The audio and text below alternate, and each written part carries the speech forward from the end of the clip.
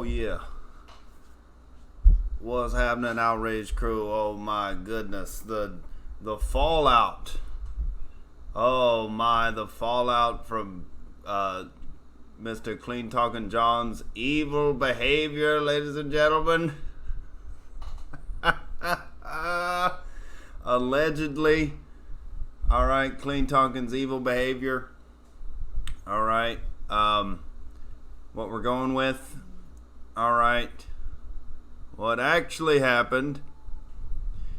Alright. Evan had friends over and they were rowdy. Alright. It wasn't Clean Talking John. Wasn't the Outrage Chancellor. That's the story we're going with, ladies and gentlemen, because that's what happened.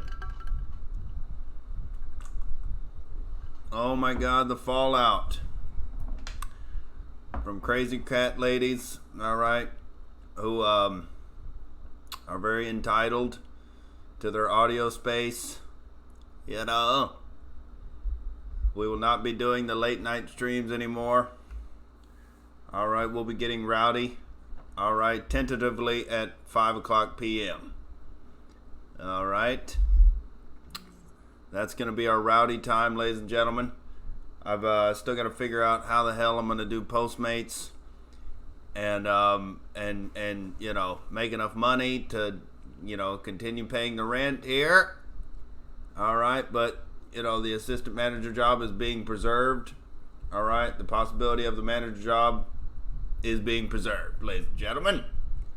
All right, just no more late night streams, unfortunately, for our British soldiers out there. Unfortunately for, you know, our Kiwis and our Aussies. You know, damn it. All right, but I did probably need a break from the beers. All right, we'll let this die down. Maybe we'll bring the late night streams back. All right, once I've amassed some power here and some sway. All right. But in the meantime, we're going to be sipping on this coffee. When the daylight is still upon us. All right, we're going to be getting into Mr. Shane Gillis being fired from SNL there. What's up, Mars Hot? I'm competing with the Trump rally today. Well, I figure 5 o'clock is a good time slot in general. Because it's going to get people who get off work at 4, and then, you know, people are going to be commuting and they can tune into the live stream, you know, while they're driving, and hopefully they don't crash, you know, when they're coming home from work. And here in America, we have American flags behind us, you know, we're flying the red, white, and blue. All right, we're trying to, you know, tap into that American, that red-blooded American vein, dude. All right, and I also, you know, I recognize that Joe Rogan and Owen Benjamin go live usually between like 10 a.m. or 1 p.m. And so I generally want to avoid that slot. I like the 5 o'clock slot, dude. I like it. I don't know how the Postmates situation is going to work. I'm going to have to get up earlier and go out and do Postmates, you know, and get that early morning Postmates in. And then stop around 3 and make it back to the Outrage Studios and set up the live stream there and get something to eat before I go live. And then probably get on that late night Postmates after the mic, or you know, after I'm done, I'll probably, you know, finish these up around 7:30 usually, and then have a little bit of time before the 10 o'clock mic to go fuck around and do a couple of Postmates. But you never know, ladies and gentlemen. All right, we're figuring it out. We're beta testing.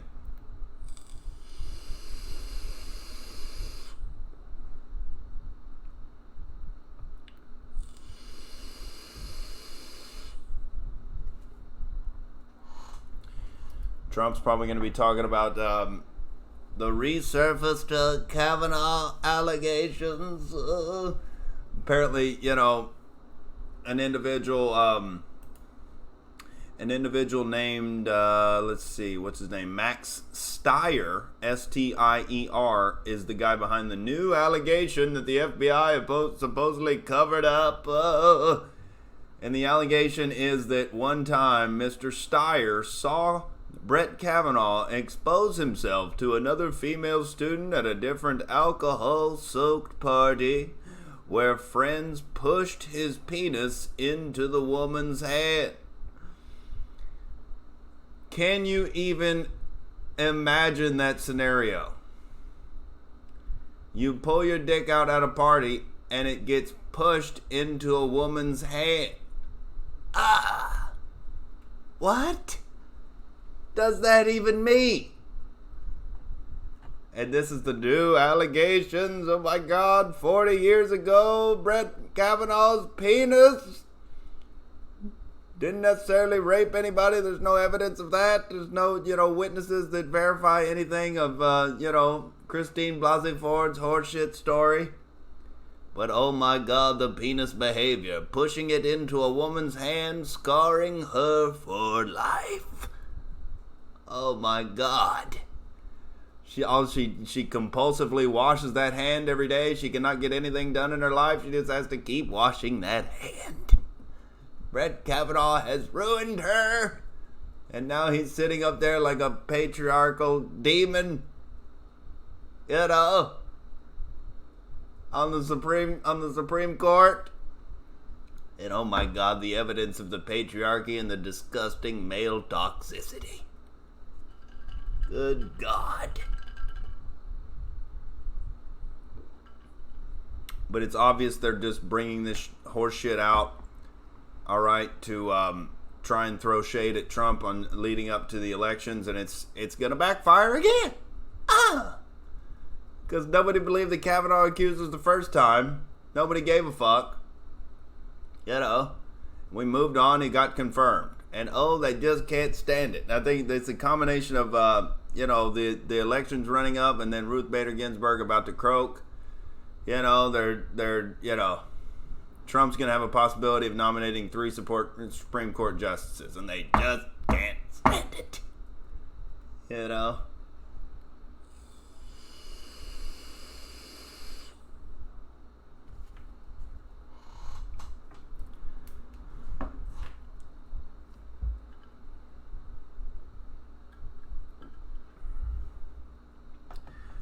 But, we're going to go through the alleged evil behavior, all right, from Shane Gillis. I know Shane Gillis from the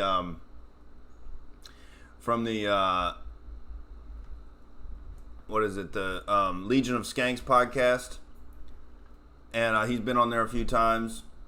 And he definitely sounds, he's a white guy with a little bit of a southern draw there. And we can't have that in comedy. No. Oh.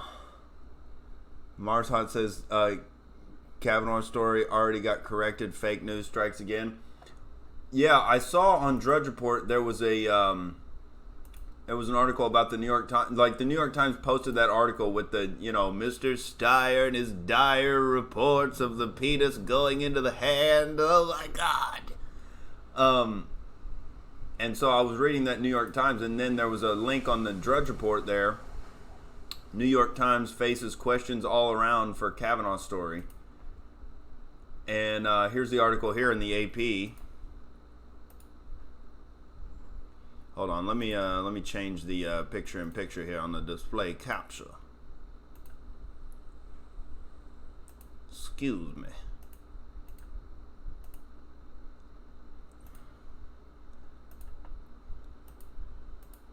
All right. Here's the article from the AP here. Times faces questions all around for Kavanaugh's story. And there's Brett Kavanaugh's big, pasty, demonic rapist face there. The gang rapist, Chief Justice. Look at him. He's so white and evil. New York AP, between an offensive tweet and a significant revision, the New York Times handling of the new sexual misconduct allegation against Supreme Court Justice Brett Kavanaugh has attracted almost as much attention as the accusation itself.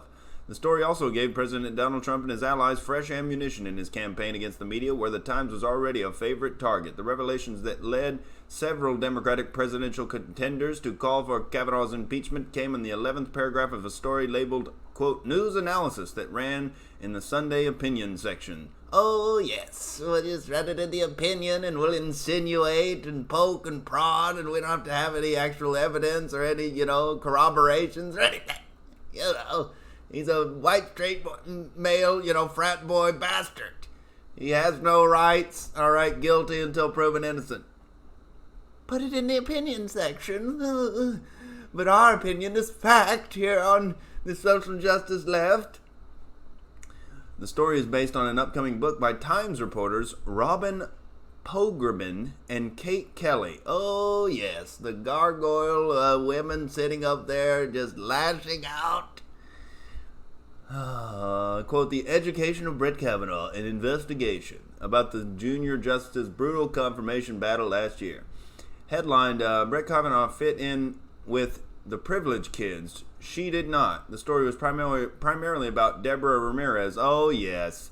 She didn't fit in with the privileged kids, all right, because, white people are so, exclusive. They don't let anybody come into their country. They don't call their own country a goddamn melting pot. No.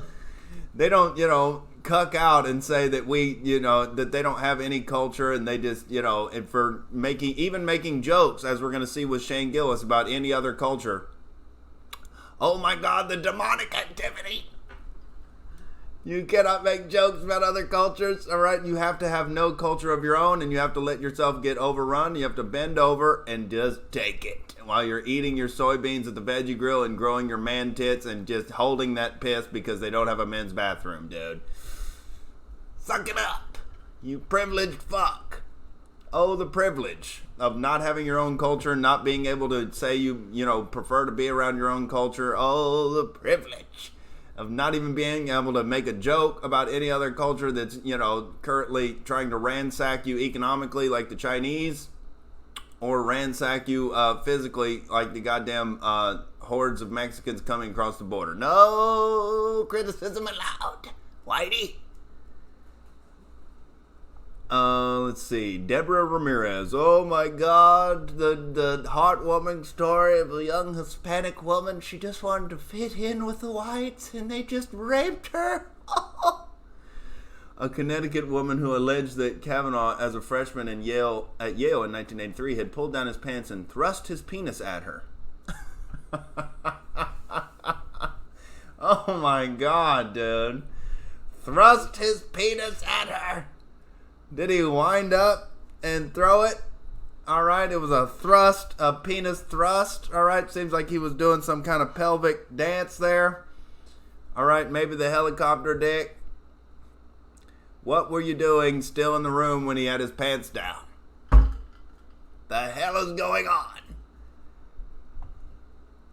Yet the author said they'd uncovered a similar story involving Kavanaugh at another freshman year party where he's allegedly exposed himself and friends pushed his penis into the hands of a female student. Oh my God.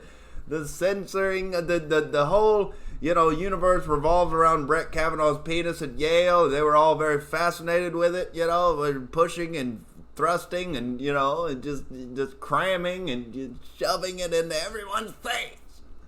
How could you even study? Brett Kavanaugh's dick just falls on the page when you're trying to study and you're like, Brett,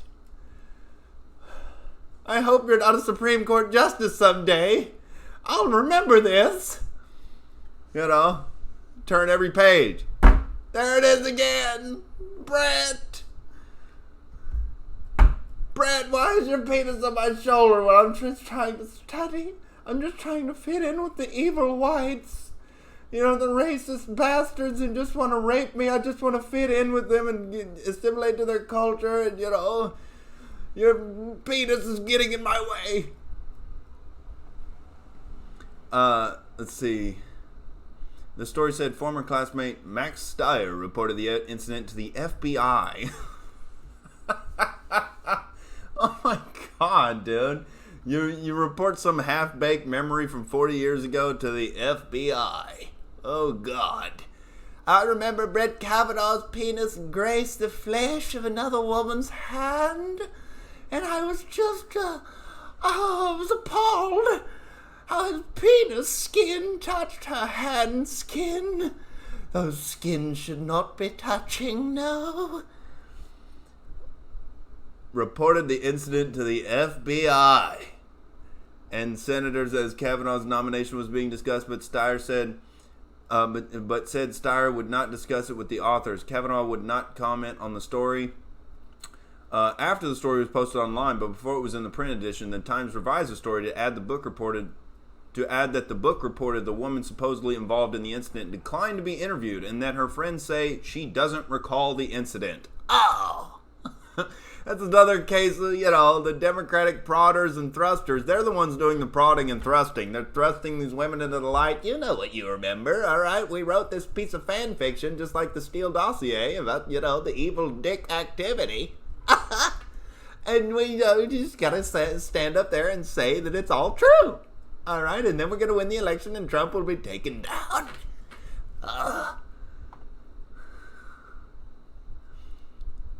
While an editor's note pointed out that the revision did not say whose facts had been left out in the first place, a Times spokeswoman said no one was available for an interview on Monday. The failure to initially report that the woman did not remember the alleged incident, quote, is one of the worst cases of journalistic malpractice in recent memory, John McCormack wrote in conservative magazine National Review. Well, we can write that off as, white male patriarchal drivel, because he writes for a conservative magazine. Oh, the knuckle-dragging behavior. He doesn't have a point about journalistic integrity, all right? Journalistic integrity doesn't matter when it's any means necessary. By any means necessary, we will take down the patriarchy. The Washington Post, detailing its own decision on the story, called into question the Times' decision to run with the accusations in the first place. Oh my God, the Washington Post is getting sanctimonious.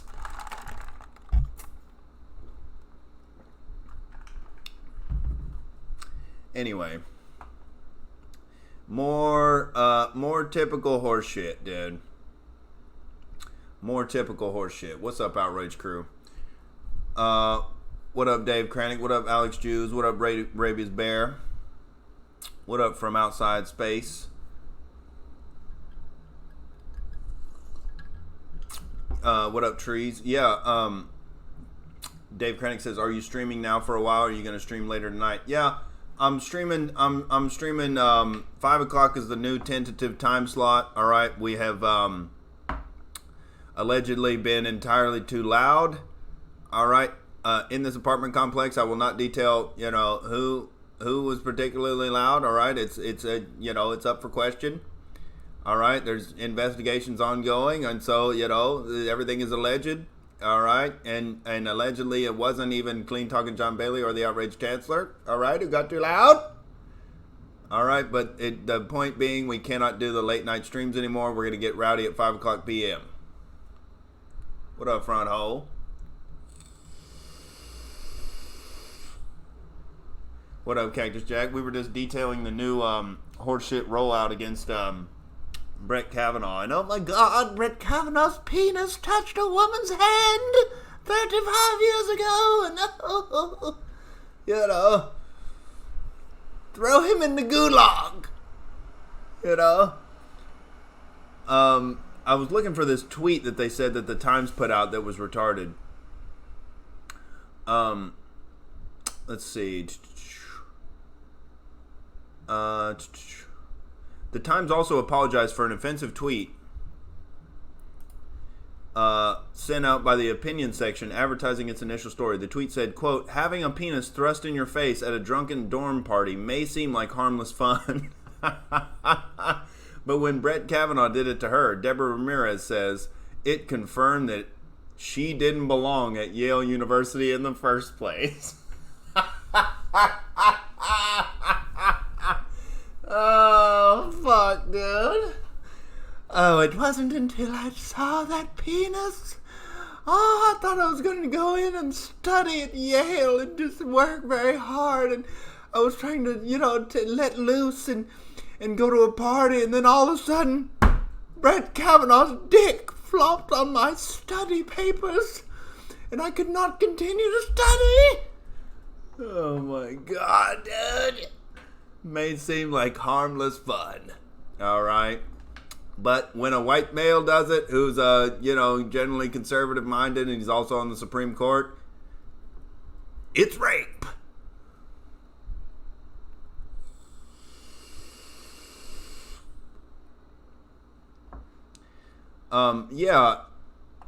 Rabies Bear says, how does a penis touch a hand?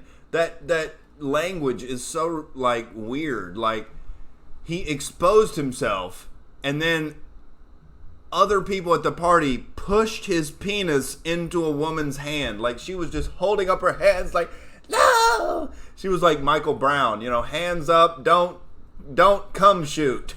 Hands up, don't come shoot, no!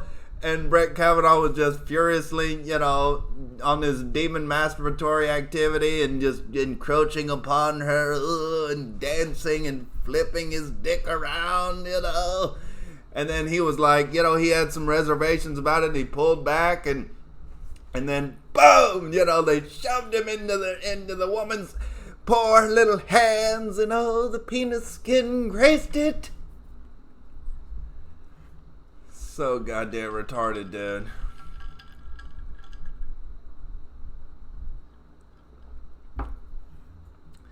Yeah, Brett Kavanaugh and Antonio Brown need Robert Kraft's lawyers. There you go, dude. There you go. Get that penis out of my face. It's an assault penis. It had an extended clip. It was thrust upon me. And then the New York Times deleted the tweet. All right, about Deborah Ramirez not belonging at Yale in the first place. And then she can't even remember the event happened in the first place. And she, did I even go to Yale in the first place? Or not? Maybe that's why I thought I didn't belong there. Because I didn't go. It's all so retarded, dude.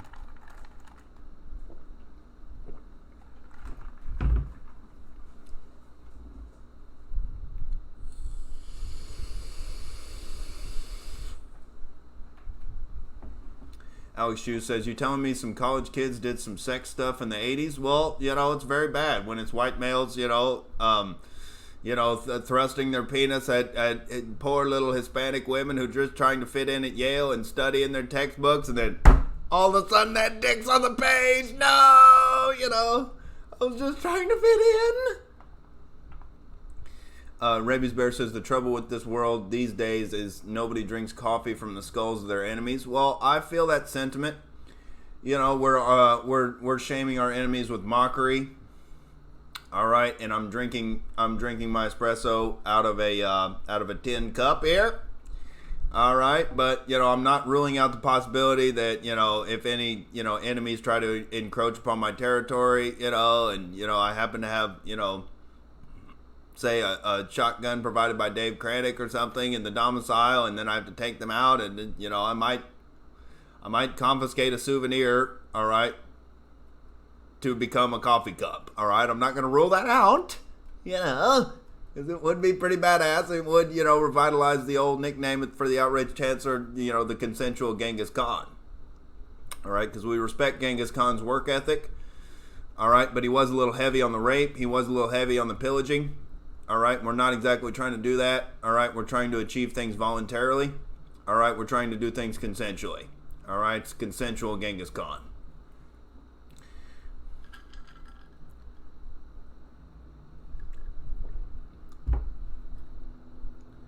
Cactus Jack says, Nick, why was Clean Talking getting so triggered last stream? I don't know, dude.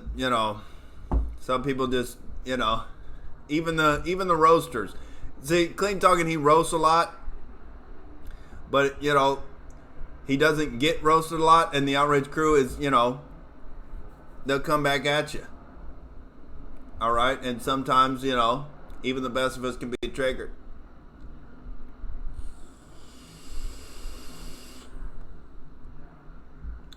Tree says, Clean Talking was triggered because I'm talking to CC. Yeah, I think that was part of it.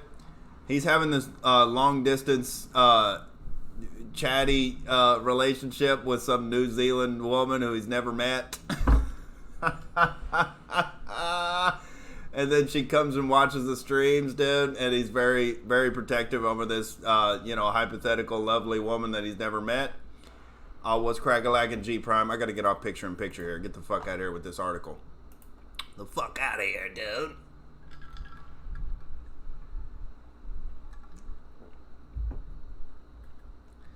Alex Hughes says the problem is we are educating women. Well, I mean, I think, the proper place for an educated woman in my life is going to be, delineating my Common Core curriculum that I have constructed to my children. All right? I want to find a British accented, heavily breasted, heavily bootied up woman. All right? And, she's going to be very high IQ, and I'm going to, delineate the curriculum of philosophy to her, and it shall be passed on to the Outrage Chancellor's children. All right? And that's education is a misnomer in the modern world because, we just got to look at high IQ individuals and individuals who can think for themselves and individuals who can't. All right? Because education has become essentially pointless. It's basically like a social club to go and make connections in your field. That's the only value I got out of going to college was meeting Kevin Pollard and getting out here to LA. I don't use anything that I learned in college. It's a big indoctrination center, all right, to get you to hate your own culture and to pump you full of these false narratives of history. Oh, the Native American genocide and the American slave trade was uniquely evil in human history, and we're gonna harp upon it, And the blue-haired feminist women teaching the goddamn film classes, they were very concerned about the male gaze and the oppressive nature of it, and and that's G-A-Z-E, not the male gaze, the G-A-Y-S there.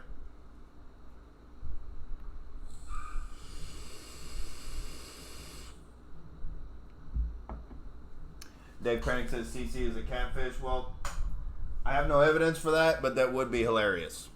All right.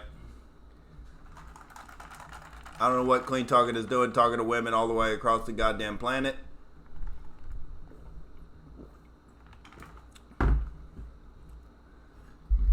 Fronto says, where in New Zealand? I'll scout her out for you. By the way, what time is it in New Zealand?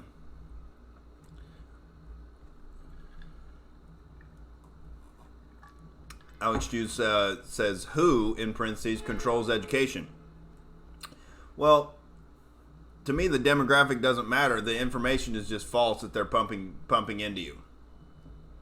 We needed the Federal Reserve, and, I had this, 600-pound life history teacher who his favorite president was FDR. Oh, boy, because, he needed government assistance to stay alive.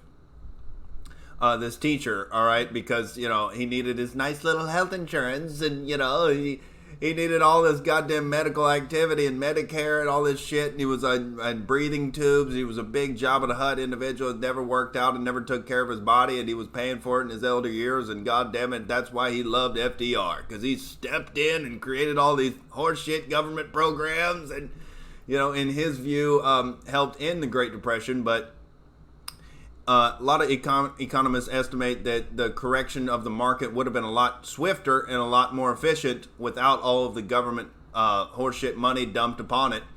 And we probably wouldn't have even had the goddamn crash in the first place if we hadn't gone off the gold standard, if we hadn't, created the Federal Reserve and started printing up all this money and inflating the currency to get into, these world wars. And all this fake wealth at the beginning of the 20s and shit.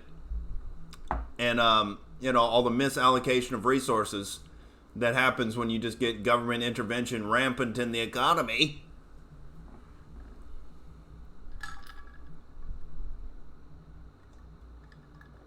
But yeah, he was all about FDR. And the Great Depression couldn't have been saved without the government swooping in. Yes, the nice superheroes in the government are coming in. Stick their nose in your business. They're gonna fix it all, dude.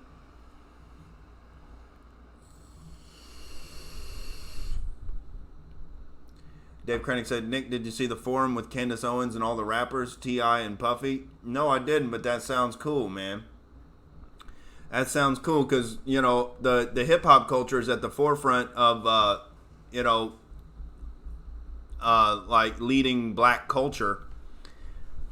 And, you know, Kanye was a big step in the right direction when he started talking about the Democratic plantation and how they're fucking you over through the welfare system and how Trump wants to give you an opportunity and he's not a bad guy and he's not a racist. And, you know, and that, I think, largely came out of an alliance with Candace Owens. And so if she can do that outreach program, dude, if black people vote for Trump in 2020, I don't think they're ever going back to the Democratic Party. And so that would be a good goddamn step. That'll be the final stake in the heart. They haven't got the demographic replacement to the level they need it to tip the scales in their favor. All right. So, you know, if we can get some voter ID, if we can voter ID laws. All right, and you know, let the black people know we have confidence in them to be able to figure out how to get an ID.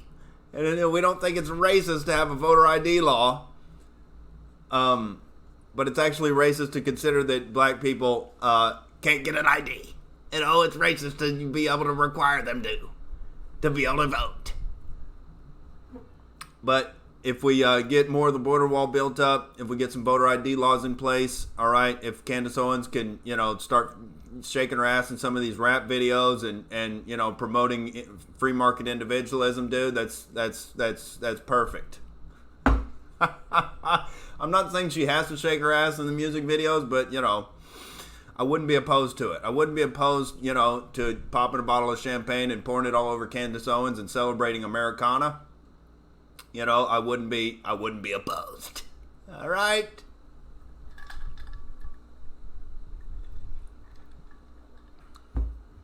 Florida Stacker says they always ask for mine when I vote. Well, they're definitely looking for obstacles to prevent you to vote, Florida Stacker, because they know you understand, you know, currency. They know you have tangible currency. They know that you're not being fooled by the cultural Marxist agenda. They probably, you know, profiled you, all right, for watching the Outrage cast and you know, and understanding economics and everything, and they don't want those people voting. All right, you know, the school propaganda, they missed you.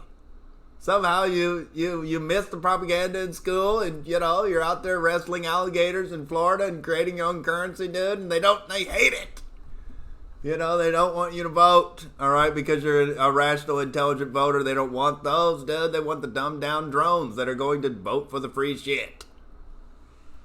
What up, David?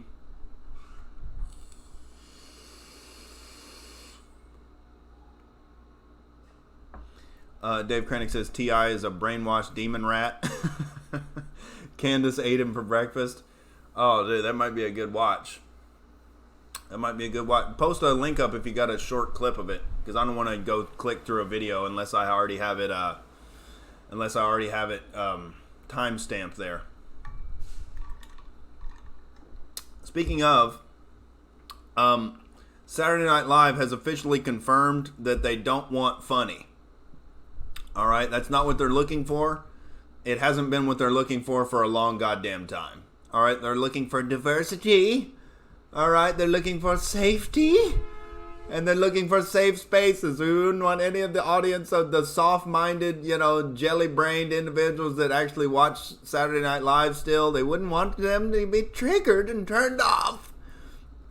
And so there's an individual named Shane Gillis who happens to be a straight white male with, and he sounds like he's from the South, and that's evil right off top. All right, that's, you know, straight up Satan. All right, if you're a white male from the South, all right, he's one fraction away from being Calvin Candy. All right, and you know, it's amazing he's gotten this far with his comedy career. No, I think Shane Gillis is hilarious. I've heard him on Legion of Skanks a bunch of times.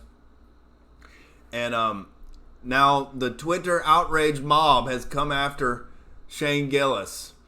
All right, and because he made a few jokes about Chinese people and Jewish people, and called Judd Apatow, correctly called Judd Apatow a faggot comic. All right. And that has nothing to do with whether he's gay or not. He's just a faggot. All right. They have canceled him. Shane Gillis has been canceled, and I figured we'd play some of these clips for which he has been canceled. But the point is that these institutions have lost all of their credibility, and I couldn't think of anything gayer right now than to be admitted to the SNL cast. You know, it's a badge of cuckoldry. All right, to when these are the type of things that get you fired from SNL for actually telling jokes. Jokes that are funny are going to offend some people. And it's like, everybody on Twitter is like, oh my God, he called Asians chinks. This isn't comedy. This is hate. And it's like, Chinese people don't give a fuck, dude, what you think about them. They're busy trying to, take you over economically. They're living under a goddamn communist dictatorship. They don't have any time to worry about people calling them chinks on a goddamn podcast. Well, let's play a little bit of this just to see just to laugh at the outrage, dude. So here's Shane Gillis on his podcast here. Oh my God, the outrage. It's crazy, dude. It is full fucking China, dude. Yeah. Chinese down there. I wonder how that started. They just built one fucked up looking building and people were like, alright, no one said anything. Those fucking chinks live there, huh? Well, they built these fucking like huge Shanghai houses. The first one was infuriating. He's talking about Chinatown in New York, I think. Everyone. They were like, I'm pissed what now. the I go fuck? down there, I'm like, what are you guys doing here? Get these ducks out of that window. You know what? Yeah, true. Also, I'm always like, how can there be so many fucking restaurants down here? All rest. Well, because You go in, there's like one person eating at it. that white idiots like me are down there True. sucking down noodles. I hate China. I hate the food at Chinatown. It sucks. Noodles. I like Chinese food's a very dishonest cuisine. I don't even want to think about it. They invented a fucking chemical to put in their food to make it delicious, dude. They They made it as MSG. Good for them. It's a dishonest food, dude. There's nothing. There's dishonorable. nothing to it. It's shitty very meat. honorable. Shitty meat. A chemical they made up to fuck your body up, and noodles. The noodles are fucking Cheapest thing in the world. We got Chemical. Yeah. Sick. Worst meat you can find. We got in there and we sat down, and baby girl was like, "I'm so excited for noodles," and I was like, "Yo, chill." She was like, "Oh my God, I'm so sorry." She said noodles. Yeah. And there's a fucking and it's full fucking Chinese in there. It's like it's such Well, a weird, isn't that kind of like nice though? Isn't that being when people go into like a Mexican restaurant like I'll have 2 tacos. Like I'll have a bowl of spicy noodles. But we had in the translation between you and the waiter. Yeah. It's just such a fucking hassle. It's like, I'm pointing at you. Like, this is the fucking noodle. Well, that's why they put number like 57. Yeah, this one, even with the fucking shit. I was pointing, I was like, So that was one of the clips. Oh my God, he called them chinks, and he's in there, providing them providing them business at their goddamn restaurants. Oh my God, but he called them chinks. Oh. As if the goddamn, Chinese people don't talk shit about white people all day and other Asian people. Some Asian people are some of the most racist individuals you'll ever meet, dude. They can't stand Japanese and Korean, and it's all this infighting among the Asian people. Oh, but when the white male says it, we can get him to apologize. That's the whole thing. Is they know that white people have a guilt conscience, a guilt complex. All right, when they're called racist, they know that people are going to react because they can get you to react to being called racist. They know you're sensitive to it. They know you've been propagandized in the school. They know it's been hammered in your head and through Roots and goddamn Django Unchained and all the uniquely evil practice of slavery and white people's, legacy of, demonic activity among the planet. And, we know, it's a weak spot. So we're going to poke it and poke it and poke it until we get you to comply. We want to control you because they're scared fundamentally of straight white males, especially funny straight white males, all right, who understand the system they're trying to roll out and they can argue against it in a funny way. And so they desperately don't want that. Because straight white males, uninhibited, well, they have a strong streak of individualism, and they tend to not like government. They tend to not like being told what to do. So we got to find a weakness we got to find a chink in the straight white male armor, and no pun intended. We got to find a chink in the armor, you know. And so we poke them and we call them racist for, innocuous, attempts at jokes, dude. And here's where he calls Judd Apatow a faggot. I think they're talking about let me see reaction to the chink thing. Oh, what up, Burgess? What up, tree pterodactyl?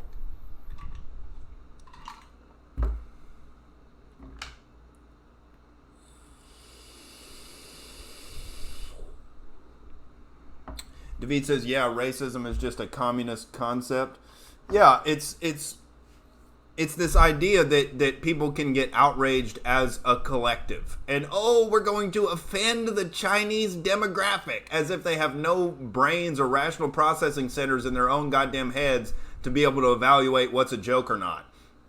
Oh, we're going to lose the Chinese market. We're trying to go international with our viewership. And if you say the word chink, oh my God, they're going to protest. And, it's all going to be a big disaster. And everybody's going to think we're hateful. It's like, no, when you try to sanitize comedy like this, nobody's going to think you're funny is all that's going to happen. And so once you start with one thing, it's a slippery slope to go and say, oh, you can't say that, and you can't say that, you can't say that. There's always a group that could be offended by any joke. And so you have to pretend that people are mindless drones marching around, not able to take any jokes about who their identity is. And so, oh my God, I'm immediately going to get pissed off. And like these Looney Tunes social justice types think that everybody thinks like them, and everybody is as sensitive and neurotic and fucked up in the head as they are. And so they're like, oh my God, he said spicks or he said chinks, and so all Mexicans are going to hate him, And it's like, this is why, the Latinos for Trump thing or black people who support Trump just blow their minds. They're like, how could you be an individual? You're supposed to be a mindless drone of your identity group, and you're supposed to be offended by things that are, that could possibly in some universe be considered offensive. And there's all these, articles about Shane Gillis just flatly saying racist and hateful things that he said on his podcast. Not attempts at jokes or like poking fun or like, saying incendiary things to get a reaction. It's a goddamn comedy podcast, and he does comedy for a living. But he's up there making statements, I decided that Chinese people are chinks, and that's what I call them. No, he's not trying to get a reaction for a joke. No. It's a statement in a court of law. He thinks Chinese people are chinks. He thinks they're subhuman.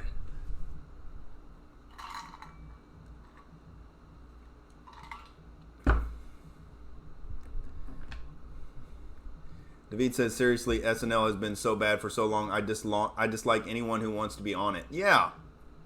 And that's why I didn't like, Shane Gillis came out with an apology, but it was like one of the half-ass apologies where he was like, I would be willing to apologize to anybody who was legitimately offended by my joke. I didn't even like that he went there. But I do like that apparently the people at SNL called him in and told him he needed to make an even better apology, because the apology is never good enough. It's not about apologizing. It's about bending the knee and letting them know that you are their slave, and that you can be controlled, and that you aren't going to express yourself naturally and make a joke that's out of bounds, that's actually might be funny. They want you controlled, they want you under their power so they can keep just putting out, half-baked horseshit, PC comedy and keep rolling in the revenue from their advertisers. Oh, we're not offending anyone except the fucking straight white males. We don't care about them. But, you never see, I'm sure SNL had Leslie Jones on their staff or on their cast for a long time, dude, for years. And she had all these tweets on all over Twitter just trashing white people in general. Fucking whitey, honky, cracker, white fucks, these fucking white pieces of shit. Just all over her Twitter. This goddamn, horrific looking, baboon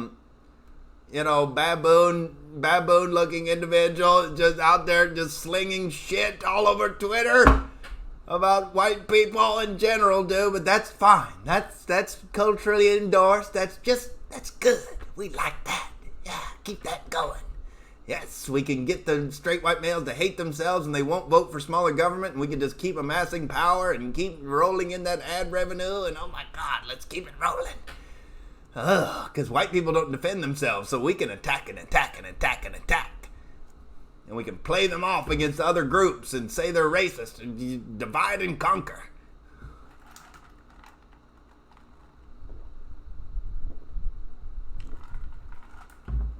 What's up, Raw Dog? He says gooks don't have a sense of humor. Well, they definitely don't have a thriving stand-up comedy scene like America. And I think that speaks for itself. All right. But okay, so here's Shane Gillis talking about Judd Apatow, the cucked out, basically mouthpiece for gun control and big government communism, and beta white knighting, and Trump derangement syndrome. This is the cucked out comedy king Judd Apatow here, and Shane Gillis and his buddy are talking about him on the podcast here. I drive a truck because I'm sad. Dude, those guys are fucking gayer than ISIS. Mm-hmm. At least ISIS is out there like, for me, we need to get the pussy after we blow ourselves up. We get a bunch of pussy.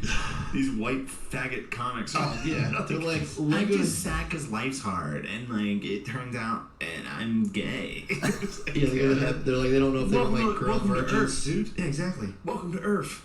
Yeah. Mm-hmm. Welcome to fucking Earth, Be dude. depressed. Bunch of fucking Jaden Willows, dude, running around. I think. All right. So here's like the hierarchy, or at least I'm gonna midway through this. Break it down. Midway through this breakdown, I'm gonna lose.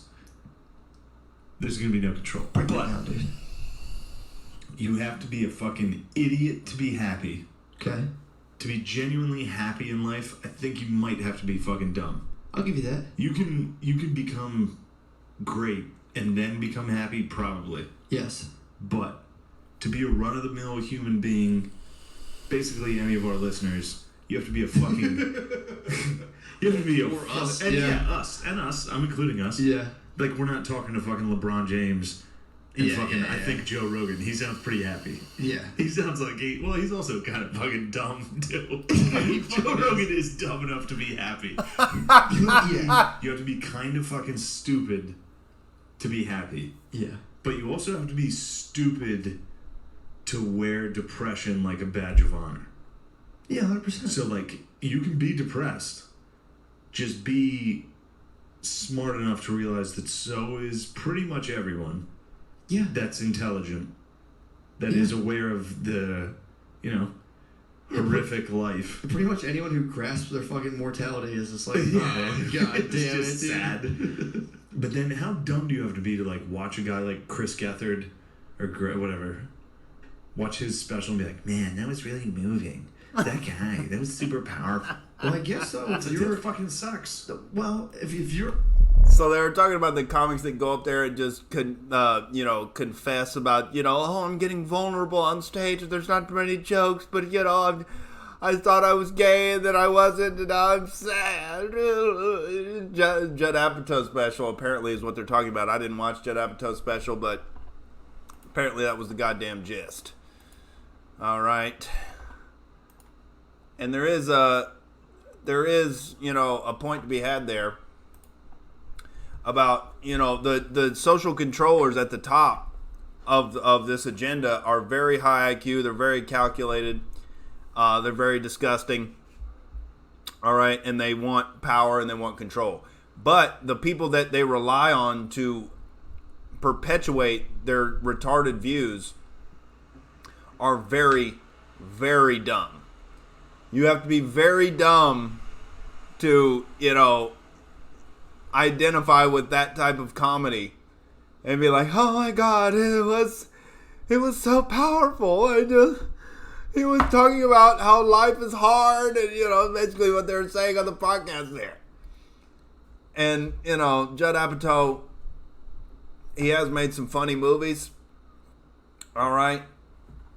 But they were funny when I was goddamn 15 and 16, which is, I think, where his maturity lies, because he's scared of guns and he thinks, getting the government, in there is going to fix everything. We just got to get the government in to sweep up all the guns and it's going to be fine.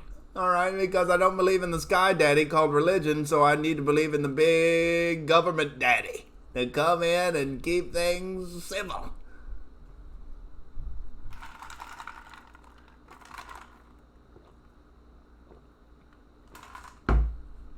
I don't think Joe Rogan is dumb. I think he's reasonably high IQ. I think he's probably 120-ish, just based on his verbal facility and his critical thinking on some issues. But he is just 100% economically ignorant,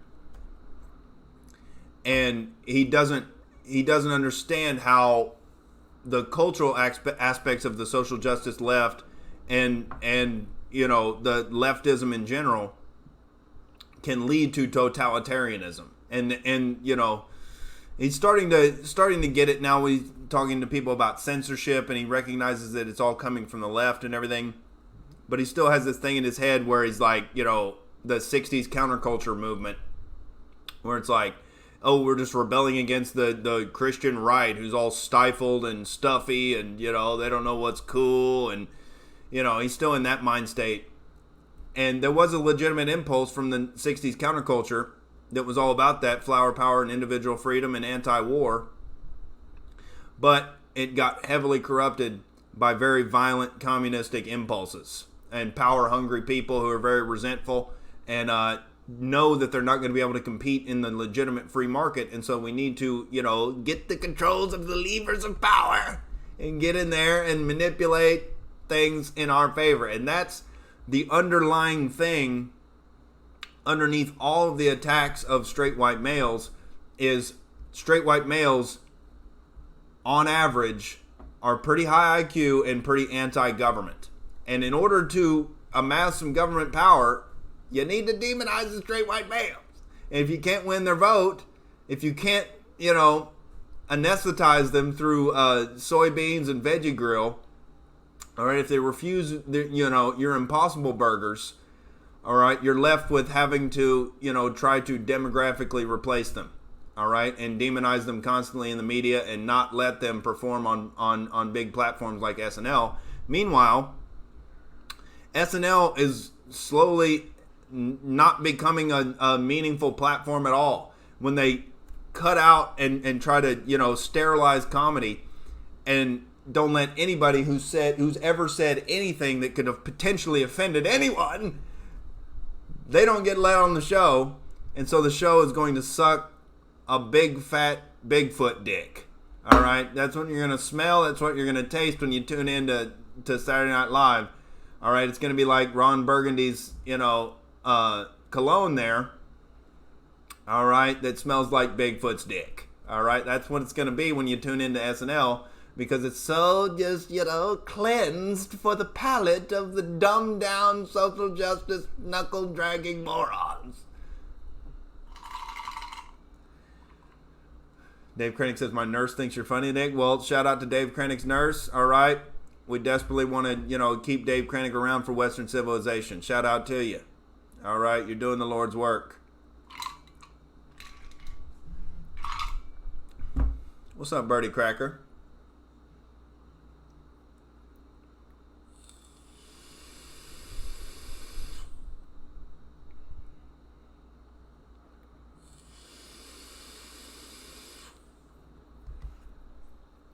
Birdie Cracker says Dan Pena is the coolest billionaire I know of.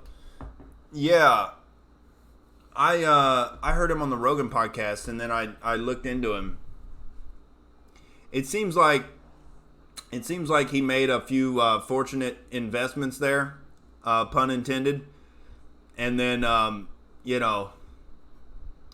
he gained a lot of confidence from it, and he shit talks, and he's fun to listen to. But, I listened to some of his seminars talking about money, and it's all a bunch of goddamn gobbledygook about, how he's the baddest motherfucker of all time, and, all the flaunting of his own wealth and everything. And there's no principles that can be practically applied to anything that you're doing. It's just, you got to have balls and, you take chances. And, it's all this general advice. David says, I've never seen lights outside your window before, Nick. Can we see the view?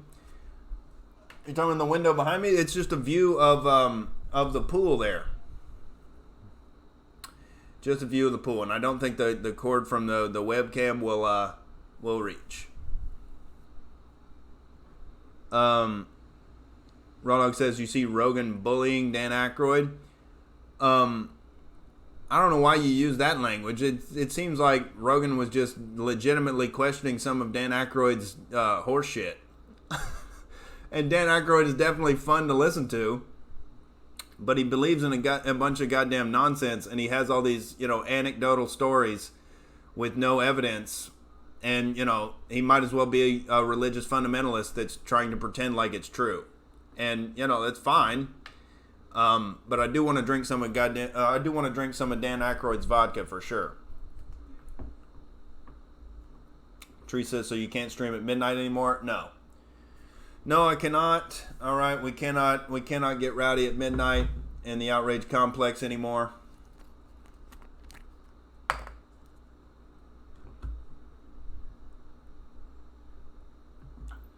We cannot. I just think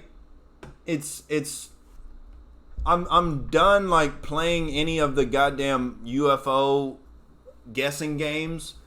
Dude, everybody has a high definition camera in their fucking pocket. If we haven't seen a legitimate piece of UFO footage that's verified by multiple people, what the fuck is going on? Until we get that, dude, I don't give a fuck. Everybody has a goddamn camera in their pocket. Catch it on camera. And come see me, dude.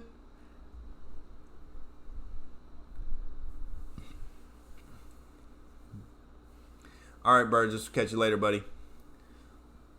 David says he doesn't want us to see all the beautiful boys basking in the sun in his alternative lifestyle housing complex.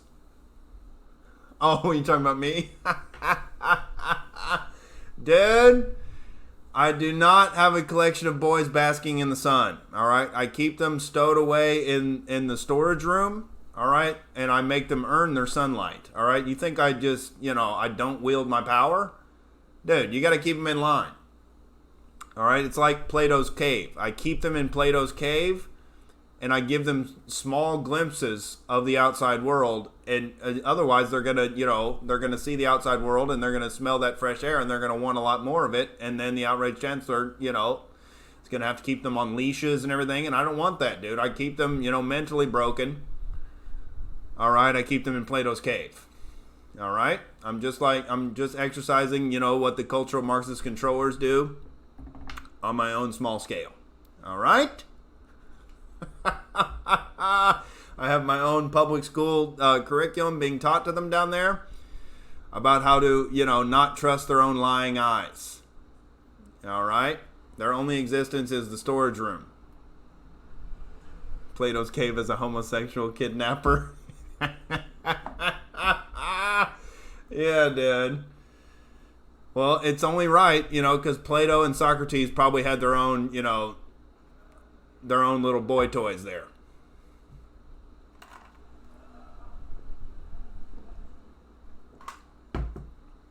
Yeah, Birdie Cracker says Rogan didn't bully him, but when he meets a rival alpha type of mind, he gets confrontational. Same with Crowder as guest first time. Well, I think Crowder just has some kind of retarded views on weed. I don't know. But people get triggered anytime they see a debate where people have two strong points of view and they don't budge, and they have a point counterpoint back and forth. Like, I like listening to that type of shit. But a lot of people, they're used to things going smoothly and people just pretending to agree with each other. And no, I like a little philosophical jousting, dude. I mean, that's how you sharpen your critical thinking tools in your toolkit there.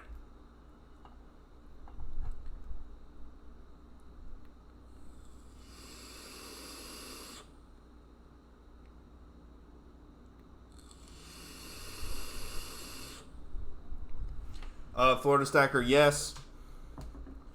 The cat collection lady, all right, the crazy cat lady. She was up, very early in the morning today, snitching away on the email there, and it's fine. It's fine. I needed to move away from the beers. I needed to move back into the coffee. I needed to, tap into the American audience, dude. It's fine. And I do feel bad for, people like Alan James and Bradley Murray, all right, who are probably going to be cut out of the time slot there. But we might move the time slot around. I might do earlier some days.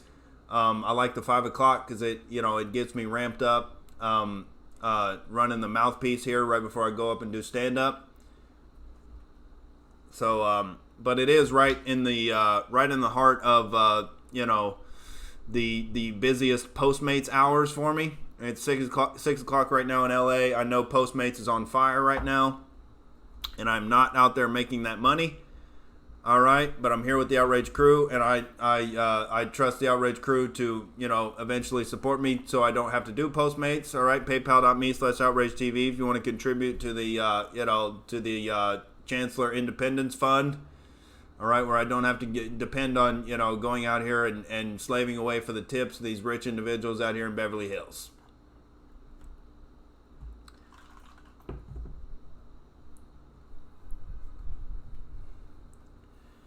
Bertie Cracker says, "Nah, man, Joe was getting illogical, playing devil's advocate. I think it's one of his tells." Well, it'd be cool if you could cite one of the examples of where he was getting illogical. I just think that, a lot. I mean, Dan Aykroyd wasn't up there to try to prove that. I mean, he admitted that he just chooses to believe, like it's a religious belief, and he has all these anecdotal stories that he cites as evidence, but there's no objectively verifiable evidence. It's not evidence. It's the least, it's the least standard of evidence you could possibly have is testimony from one individual, some anecdotal testimony. Everybody makes shit up. Everybody wants to be special, and that's part of what Joe was pushing back on that I remember from the podcast is everybody wants to be the special person who encountered the Bigfoot or encountered the extraterrestrial, and their story is legitimate, and are you denying their story? And it's kind of similar to the climate science guys. Are you denying that our computers can predict the future? And all their predictions continuously are wrong. But you're a denier. Do you deny? But that is one of the things about Joe is when that's how you can tell that a lot of the times, especially with economic and political issues, he's not actually trying to get down to the truth. He's just playing both sides of the argument. Because I've said this before, I think that's what his definition in his head is of being objective, quote unquote. And objective means independently verifiable to multiple sources. Reproducible experiments, hard evidence. That's something objective. That you have a piece of evidence that you can show to another person, you can verify to another individual consciousness, and they can see exactly what you're talking about. That's what objective means. I mean, it's a scientific term. And that's what the scientific method leads you to, is objective information that's been verified through experimentation and, hypothesis and confirmation of data. What Joe Rogan, I think, considers in his head to be objective is looking at all sides of an issue and kind of looking at them equally and giving equal credence to both sides of an argument and playing devil's advocate. Now, it does make for a continual stream of podcast chatter. All right. And so he keeps all these different perspectives in his head on all these different issues, and he never gets down to what he actually believes or what he actually thinks the truth is or what the evidence actually leads to. He kind of just, presents both sides of the argument and presents them as equal, which can be, for dumb people, it's kind of, they view it as like, oh, he's really smart or whatever because he knows both sides of the argument. And that is one of the signs of critical thinking. But for intelligent people, like for me, it's very aggravating because to present universal basic income versus free market capitalism as some kind of equal competing thing, or this is something we just maybe need to try out. And no, it's communism. And that's one of the things I was going to play from Shane Gillis. He was talking about Andrew Yang and Bernie Sanders. And he calls Andrew Yang a Jew chink. All right, in this, let me play this clip real quick and get some more water and coffee. This is pretty funny. Oh, I don't know anybody. Good, you should It's say a it. bad moment of your show. I just said Dick Cheney was Wario to fucking Bernie Sanders Mario. That's better than any joke that has been made on this episode. Your Except for a couple of chink, Zach. your chink line was 40 times better than Chink that. was sick, but I drop a couple chinks. Trust me, that whole episode is probably me getting drunk. Pretty much a whole episode of me getting drunk saying Bernie chink. Sanders is a chink.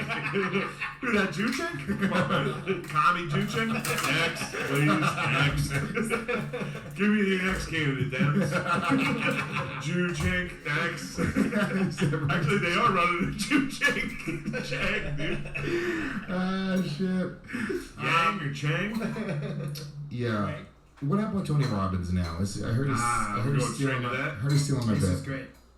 An hour in, we went to a story. That means we were doing good, Yeah. right? Yeah, exactly. See, this guy knows I podcasts. know. I've been watching. Figs listens. I can tell he listens by this little. I'm not comments nervous. here. He's so nervous. Ready for the video? Yeah. And look at you, you can say nigger. Whoa. As long as somebody can do that, as long as somebody's calling you nigger, and if that kind of response I see you right now, were you ready to explode? So I stand corrected. He did call he did call Bernie Sanders also a Jew chink, and both were funny. And he called Andrew Yang Chang. More evidence of the racism against Asian people. He couldn't even get Andrew Yang's name right. And I do have a clip of Andrew Yang getting triggered on CNN and actually talking about Shane Gillis. I think it was on Anderson Cooper. Andrew Yang actually responded.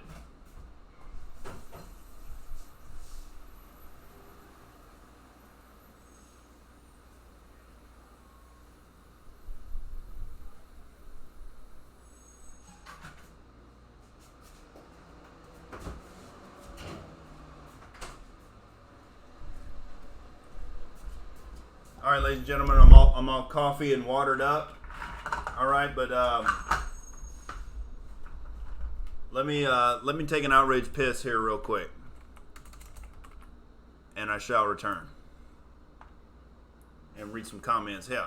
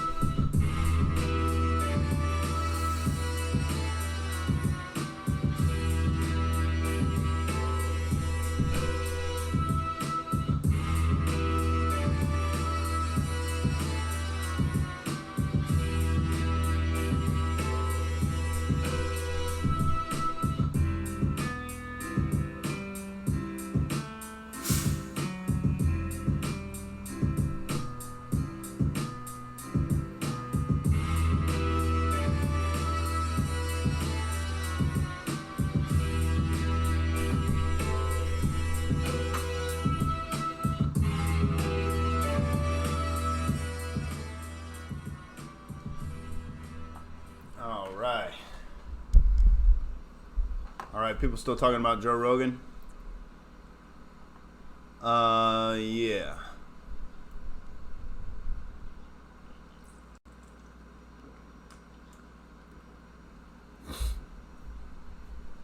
David says, I think most people would not like to be the first person to encounter a Bigfoot or an alien. Well, they want to sound like they have some survival story and they escaped and they're the one special person that encountered them. And we got an idling truck out here. One of the goddamn perils of the daytime streams here. We got, people making shipments over to the goddamn Hollywood and Highland. Damn it. Raw Dog says, Nick, we have multiple situations where we track UFOs on radar doing maneuvers not capable by man. Well, radar does not provide video, unfortunately. So we don't know if it's some secret government project. We don't know if it's some other, foreign government project with some new, aircraft that we don't know about, dude. We don't know if it's some radar anomaly, some blip, some glitch in the system. It's all open to, skepticism until we get some actual video of the fucking craft. And everybody has a goddamn cell phone with a high definition camera in their pocket. So until I see some legitimate video of a UFO, I don't give a fuck.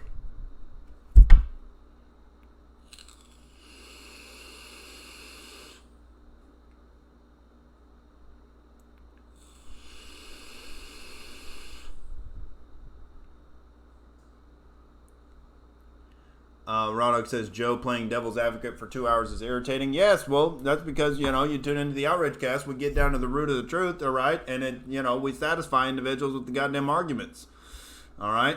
And so it's irritating to hear Joe, get to the tippy toe of almost, saying something meaningful and then back off and play the devil's advocate because he doesn't want to, piss anybody off. He's just like Saturday Night Live looking to cast that wide net on the mainstream audience, and it's very gay, dude.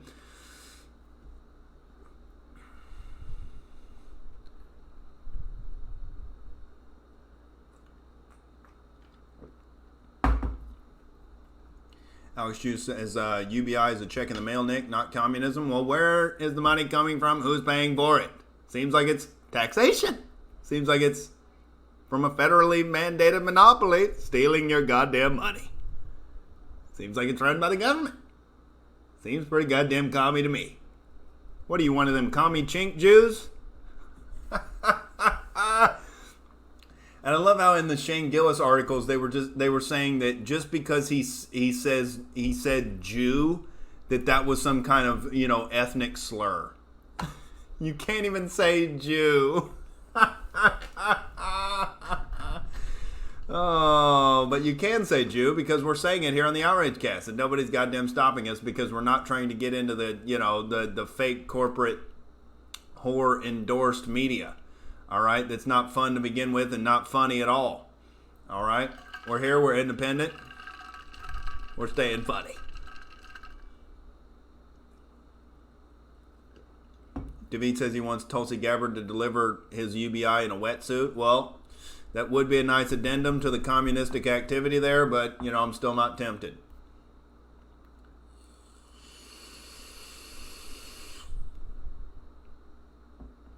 Bertie Cracker says, making jokes about Scottish people is still funny because we're not a bunch of pussies. Yeah, well, it almost becomes less funny when the people can take a joke. If they can't take a joke, then it almost becomes more funny. And that's why the jokes against white people are so played out and not that funny. It's like, because we don't do anything about it. We're just like, we kind of just take it. We're like, all right, whatever. We're doing our own thing. We just want a smaller government. We just want to keep the money we earn in our for our labor. We just want some goddamn common law. We want some freedom. All right? And so, the more sensitive people are to the jokes, the funnier the jokes tend to be.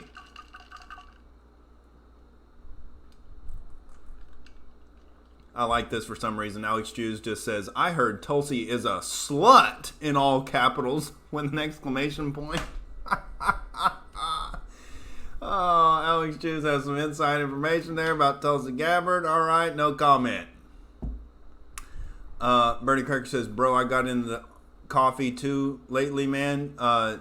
2-6 a day to cold turkey. Still learning not to be boring. Few psychedelic breakthroughs should get me back to color. Are you talking about getting off alcohol?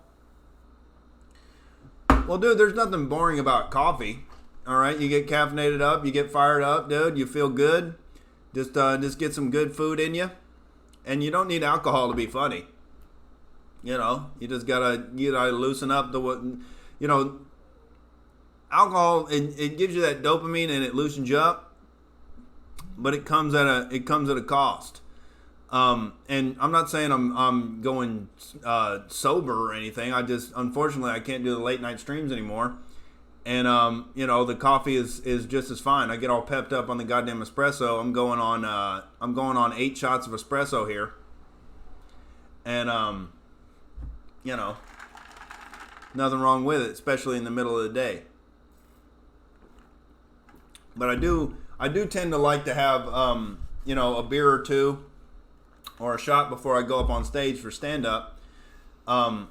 Just because, I'm not the most socially lubricated and friendly individual. I in social situations I tend to keep to myself. I'm not Mr. Gregarious, because I recognize all the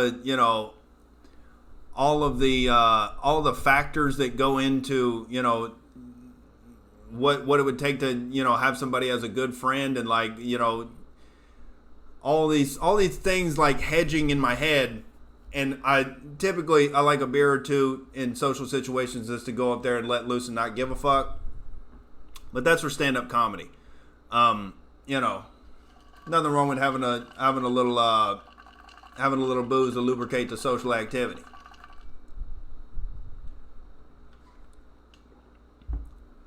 Raw Dog says, Nick, you're an anarchist. Bring back the late night streams. Just close the fucking window. Yeah, that was my first thought before I had a conversation with the manager today.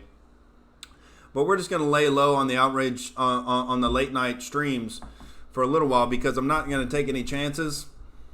All right, because we're on thin ice right now.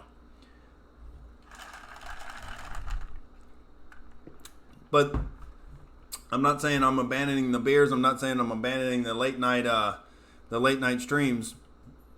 All right, they will come back eventually. All right, once I've amassed more power at the complex here.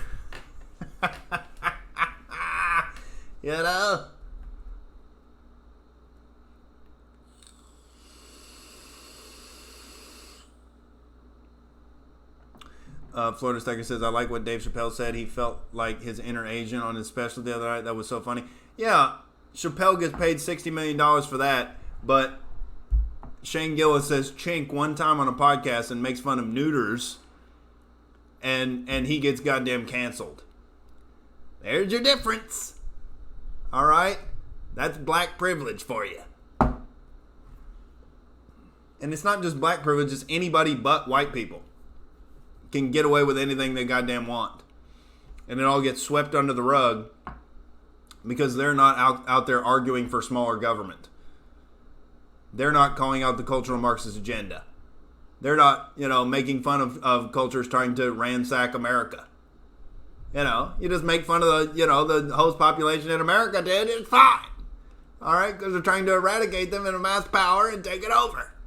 All right? Demonize the white people so they hate themselves and choose to eradicate themselves by, going out here and jogging. That's one of the best white guilt activities is jogging. All right? It gives you, a whole lot of pain and suffering for not a lot of benefit. Nobody wants to look like a goddamn jogger. They're all emaciated. Their ligaments are torn up. They're running on concrete and shit. If you want to be a sprinter, all right, you're going to look badass. You're going to look like Usain Bolt. All right? You're going to look like, what's his name? Anyway, you're going to be ripped and shredded. All right, as a sprinter. But, these people, it's a good white guilt activity to get out there and jog. And I see them out here with their sunken in eyes at the crosswalks, these sad white people that just got done eating at the veggie grill, They're all jogging, and they're still kind of fat, and they're still just out of shape, and they're not getting in any more shape, but they're in constant pain. And you're like, oh my God, my ligaments! Oh, it hurts so bad, but I deserve it. The public schools taught me I deserve it, so I shall continue. And these people that eat the goddamn eat the soybeans, and they get the man tits, and they're very, they're pumped full of estrogen. They're very sad, dude. And that's another white guilt activity, is not getting any legitimate protein and not having any energy to defend Western civilization. It's perfect. All right, get out there and jog, and get out there and eat your goddamn veggie grill.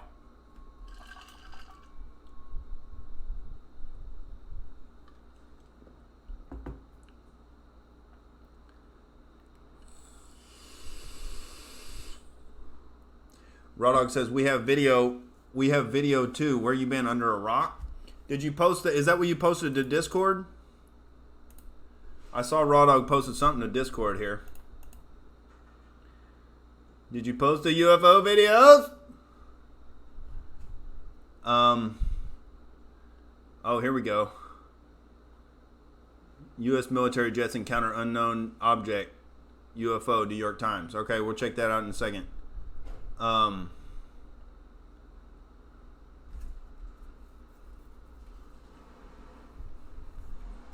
Birdie Cracker says UFOs probably exist, aliens probably too. No proof though, so suck on it, everybody. And the funny thing about the term UFOs is that all it means is unidentified flying object. Oh my God. I just got an alert on the Citizen app there. All right, it says indecent exposure at Hollywood Boulevard and North Orange Drive. That's one street over from me. It seems like Brett Kavanaugh is in Hollywood. Oh my God! Hide the women and children. Hide their hands. Brett Kavanaugh is out here flapping his dick in the wind on Hollywood Boulevard, dude. Sound the alarm. The toxic males have landed. Brett Kavanaugh is out here, and he's gone full goddamn exposure on Hollywood Boulevard, dude. What the fuck?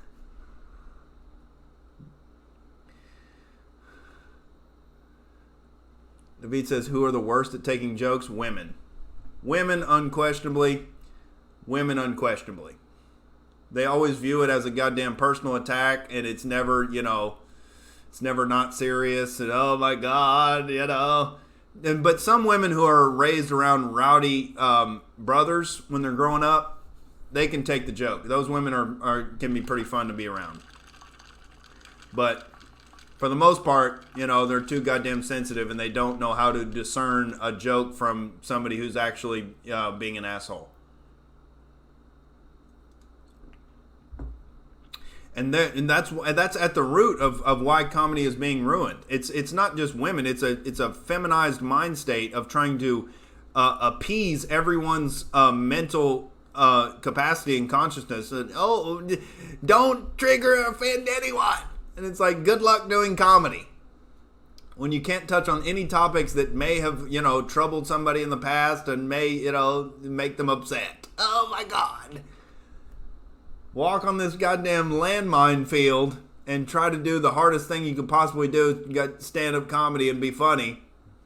All right, now you have to manage everyone's individual consciousness in the goddamn room and have sensitivity to their experience. Go fuck yourself.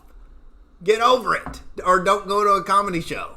That's the masculine perspective. That's the perspective of people who actually know what it means to be funny and know what it means to take a joke. Why are you putting yourself in a situation where you know that people are going to be talking about controversial ideas and going to a comedy club and expecting to be coddled and taken care of, dude? It's a feminized mothering instinct to be like, no, don't hurt.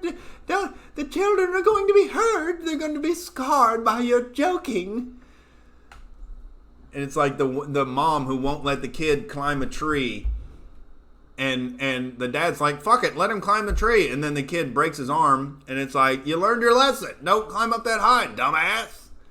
But the mom's like, oh my God, it's the end of the world. No, he just learned his limits of tree climbing. All right, that's what men have to get out there in the world to do, especially men. They have to get out there and push the limits and find the limits and find the edge of their capacity. And they can't do that, all right, unless they're, given the space to do that, or unless they take the space to do that and claim it. And when they don't do that, they become, miserable social justice, veggie grilled jogging retards. All right, and they complain about being depressed all the time because they're not taking risks. All right, and they're only concerned with everybody else's perception of what they're doing, and they don't have a mission in their life. They're not striving for something. They're not trying to push boundaries and push ideas to the next level, and they're not getting out there and challenging themselves. They're doing all these fake challenges, like on video games and.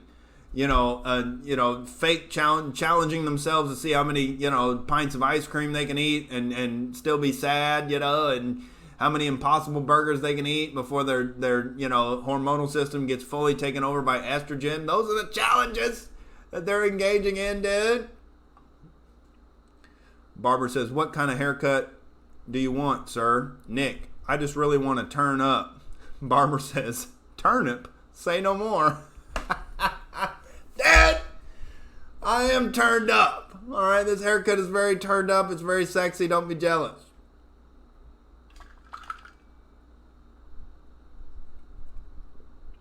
Alex Hughes says, close the window and no blacks. The funniest line of that podcast was probably Alan James when he said, this is how a ghetto gets started. Oh, Brett Kavanaugh is out here in Hollywood getting wild, dude. He's one of them wild boys, dude.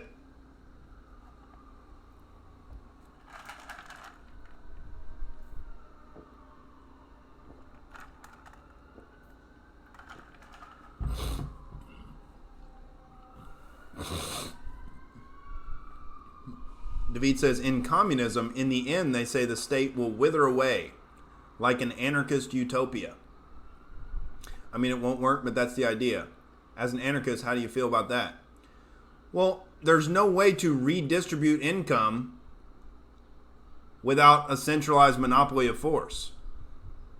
And communism is, it's literally defined by state control over the means of production.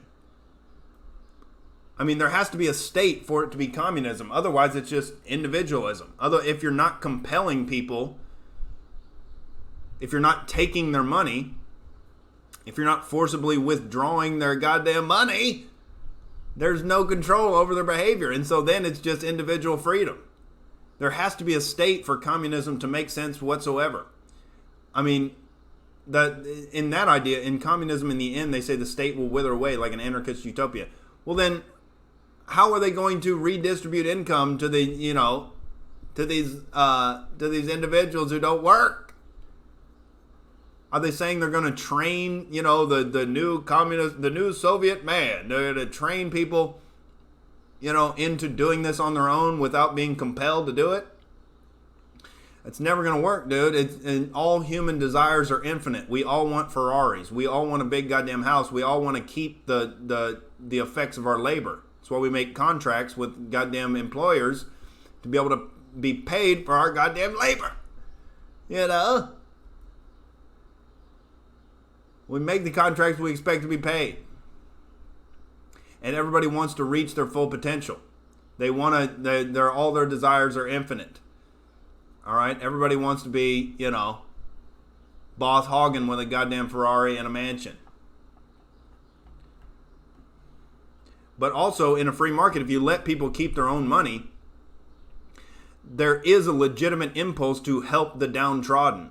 That's why we put up with the government in part, because people are like, well, they are, contributing money to people who can't help themselves, and they get some kickback from the government. I support it, and people like Joe Rogan have said that, that he, fully supports, being taxed to, help people who can't support themselves or whatever. And he supports the welfare system, which is absolutely retarded. It's the most inefficient system. That one of the most inefficient systems besides the military-industrial complex that the government has ever created, we pour in tens of trillions of dollars and get no goddamn results from it. And the war on poverty is winning. All right? But if you let people keep more of their own money, they will have an impulse to donate some of the excess money to help other people out. There is an altruistic impulse, all right, that's evidenced by the existence of the welfare state whatsoever. People want to help people out that are, you know, in terrible situations. And there's all these Christian charities and, you know, all kinds of religion give charity back, but you know, people don't have the resources and time to evaluate the efficacy of these charities. You got to make sure you know where the money's going, and you know what percentage of the money is actually going to the, you know, into the people you're donating to, and what percentage is going to the bureaucracy and the process, and then, you know, it's all tangled up and convoluted. So people just say, "Fuck it, I'm already getting 40%, 50% of my money taken away from me by the government, even more if you're making a lot of money. So I'll just let them handle it. I don't have any excess, dude. All my desires are infinite, dude. I'm trying to live my own lifestyle. I'm working goddamn hard for it, and people feel like they deserve to, you know, reap the benefits of how hard they work and to make a bunch of money. And there's no problem with that. But if you let them keep more of their own money, I think you'd have a lot more legitimate charity being given out to people. And it may. And if you leave it up to the free market, these charitable institutions will become more and more efficient over time, and more of the money will actually get to the people who in need, and will actually be able to help them instead of the predatory government pretending to help the situation and then just profiting themselves from it.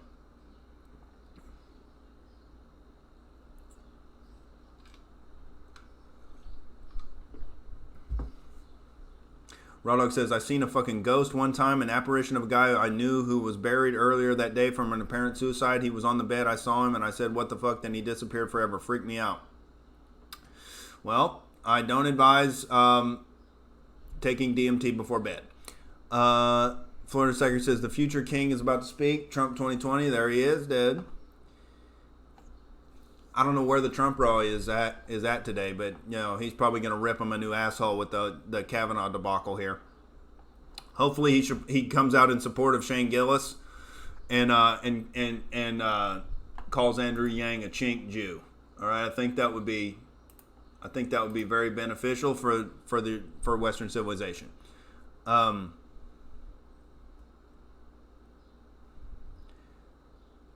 What's up, Aaron Friedman? Says, where's heaven? I think she's, I don't know where heaven's at. Hopefully working, all right? We need some funds for the bills, all right? PayPal.me/Outrage TV if you'd like to contribute to the bill-paying fund here at the Outrage Studios. All right, I'm here streaming in, prime time of Postmates hours, and it's fine, all right? I have a commitment to the Outrage crew. We will continue to stream, all right, at some time in the daytime, all right, because we've... for the time being, we're putting off the late night streams. David says, I wonder if Nick's ever been with a woman who didn't have at least one family member killed in a drive-by. Well, I would hope so, but I cannot confirm nor deny. Bertie Cracker says, can't wait for the market demand for conservative culture picks up and the corporate propaganda saves us from the clown show. Remember when the left was the ones for free speech and nonviolence? Yeah, that was a long time ago. And then they got, straight up co-opted by, hardcore communists. And, the class envy only goes so far of straight up communism because everybody wants to be rich. And there's always so much rich resentment you can have.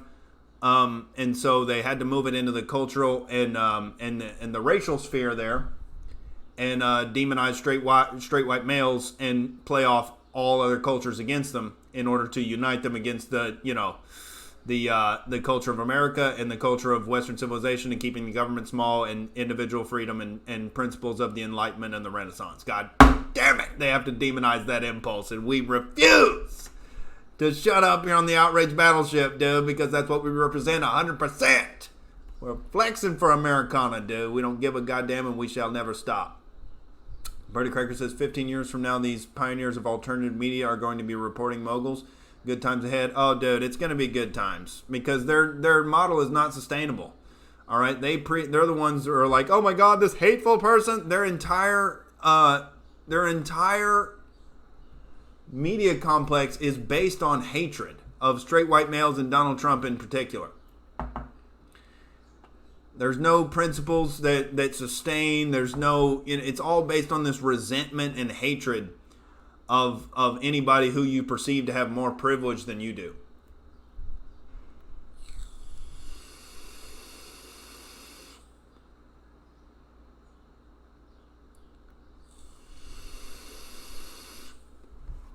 But yeah, so their model is not sustainable.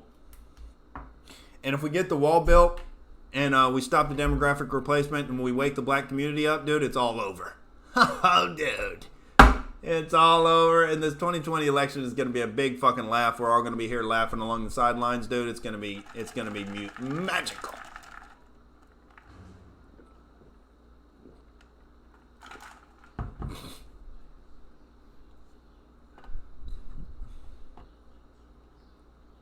Alex Hughes says, with UBI, we can get rid of welfare. Well, nobody's talking about getting rid of welfare. Andrew Yang isn't talking about getting rid of welfare. He's just tacking it on.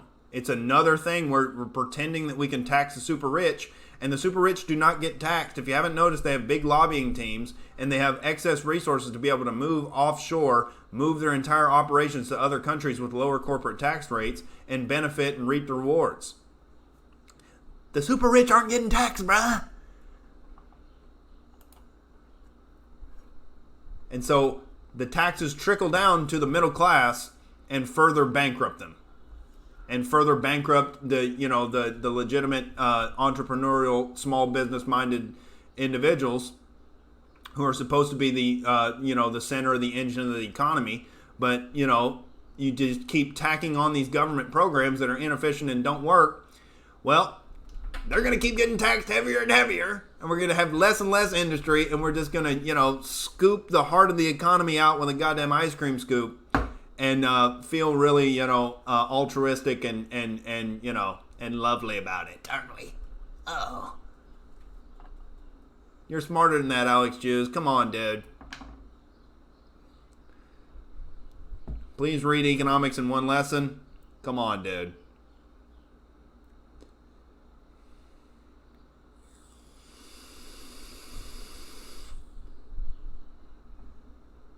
David says, yeah, here's definitely a difference in your libertarian anarchism and post-communist, semi-communal anarchism, but I was just curious about your views. Yeah, I mean, it doesn't make any sense to me how you can be an anarcho-communist. Anarchism means no government.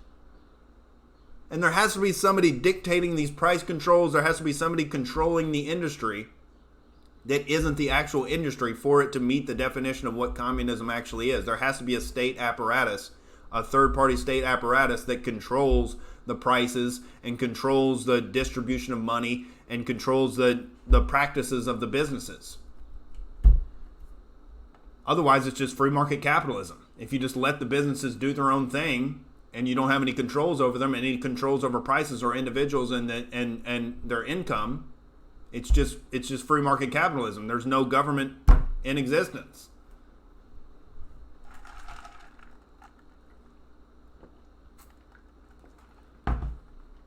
Raw Dog says, you get in on the credit bureau class action, Nick? Are you talking about federal credit unions? I do bank with credit unions there. I need to check my mailbox, see if I got a goddamn settlement. That would be tremendous. I don't know.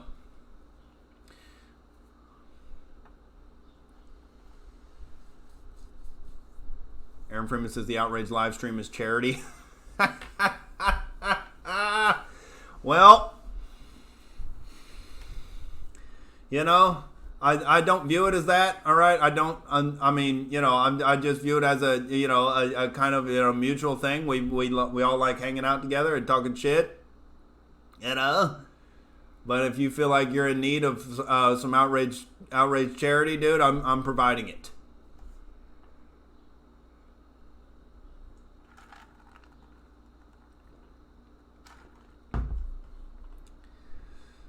Alex Hughes says Nick will be in the Yang Gang soon once he get that first check. Dude, I don't take stolen money.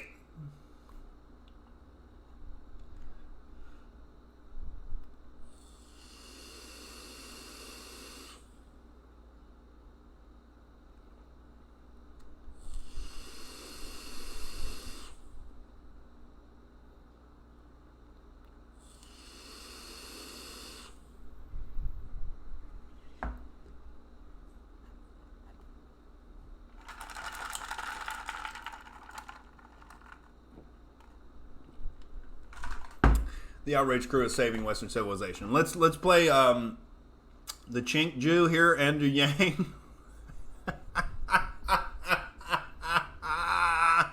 Oh my God, I'll never be on Saturday Night Live. No. But he actually responded to Shane Gillis' comments, which is kind of hilarious. Let's see what he said.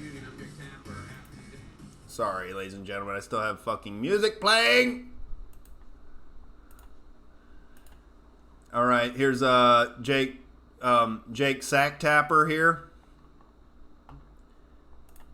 doing the important reporting that we all need. All right, responding to comedians on their podcasts and their evil rhetoric. Democratic debate this week. Entrepreneur Andrew Yang gained more Twitter followers than any other Democratic candidate, according to an analysis by Politico. Perhaps that had something to do with a contest he announced on stage. He wants to do for 10 families what he's proposing to do for all Americans, pay them a $1,000 a month dividend. Freedom. Bribery. That's our platform. Here's some free shit. Vote for me. It's all so pathetic, dude. You have no economic ideas other than hand you some free shit. We're not doing anything, dude. Oh, the incentives. Aren't they lovely? Dividend, he calls it. Joining me now to talk about this and much more, entrepreneur and 2020 Democratic presidential candidate Andrew Yang. Mr. Yang, thanks so much for joining me. I appreciate it. I want to play some of the reactions from your fellow Democratic candidates to your announcement. It's original. I'll give you that. I admire and frankly take. All right, I don't give a fuck what Kamala Harris has to say. Here's where he talks about Saturday Night Live. Let's see. Right here. You tweeted about at length this weekend. One of the 3 new cast members for Saturday Night Live, a guy named Shane Gillis from Mechanicsburg, Pennsylvania, he offered what I think critics would call a half-hearted apology for having used racial slurs in his act, specifically against Asian Americans, including specifically against you. You tweeted yesterday about what it feels like to be called these horrific racial slurs, but you also said that you forgive the comedian. Look at the pain on his face. No, he got called a cheap Jew. No. Will he ever recover? Hope others can as well. As one of the most prominent Asian American political figures, did you feel any special responsibility to try to reflect what others in the Asian American community are feeling, or were you just speaking for yourself? Others in the Asian community, yes, they all think the same way, all right? They're all uniformly offended, all right? Because, you know, in the social justice mind state, in the identity politics mind state, demographics all think the same. Oh, all the Asian people are uniquely offended, uniformly in lockstep. Oh, don't call us chinks. No, we cannot go on. Well, there have been a number of reactions to my call for forgiving Shane Gillis, and I've experienced a lot of anti-Asian racism throughout my upbringing, and it hurts. You know, it's something that's very real, and I do think anti-Asian racial epithets are not taken as seriously as slurs against other groups. But at the same time, bigger picture, I believe that our country has become excessively punitive and vindictive about remarks that people find offensive or racist, and that we need to try and move beyond that if we can, particularly in a case where the person, you know, is in this case, to me, like a comedian whose words should be taken in a slightly different light. I've heard from... Actually, that was very reasonable. Respect gained, all right, for the Yang Gang there. That was a very reasonable perspective, and he looks at it, semi-goddamn rationally. He's a comic. Why are we talking about this on a news show, dude? So that was actually very encouraging. I thought he was going to be triggered. And here's a goddamn... Well, we don't want to get caught up in that video, all right? There's a very voluptuous mannequin there. But I'm impressed with Yang. There we go.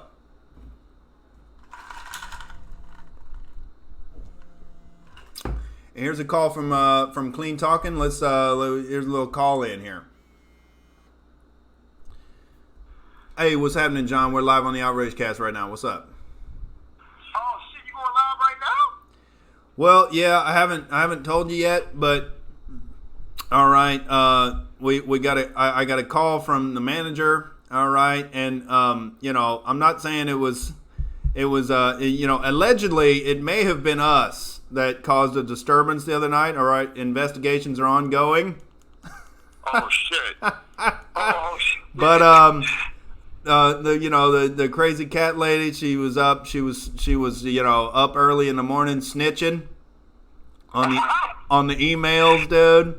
And so for now, we're not gonna do the late night streaming anymore. Oh shit.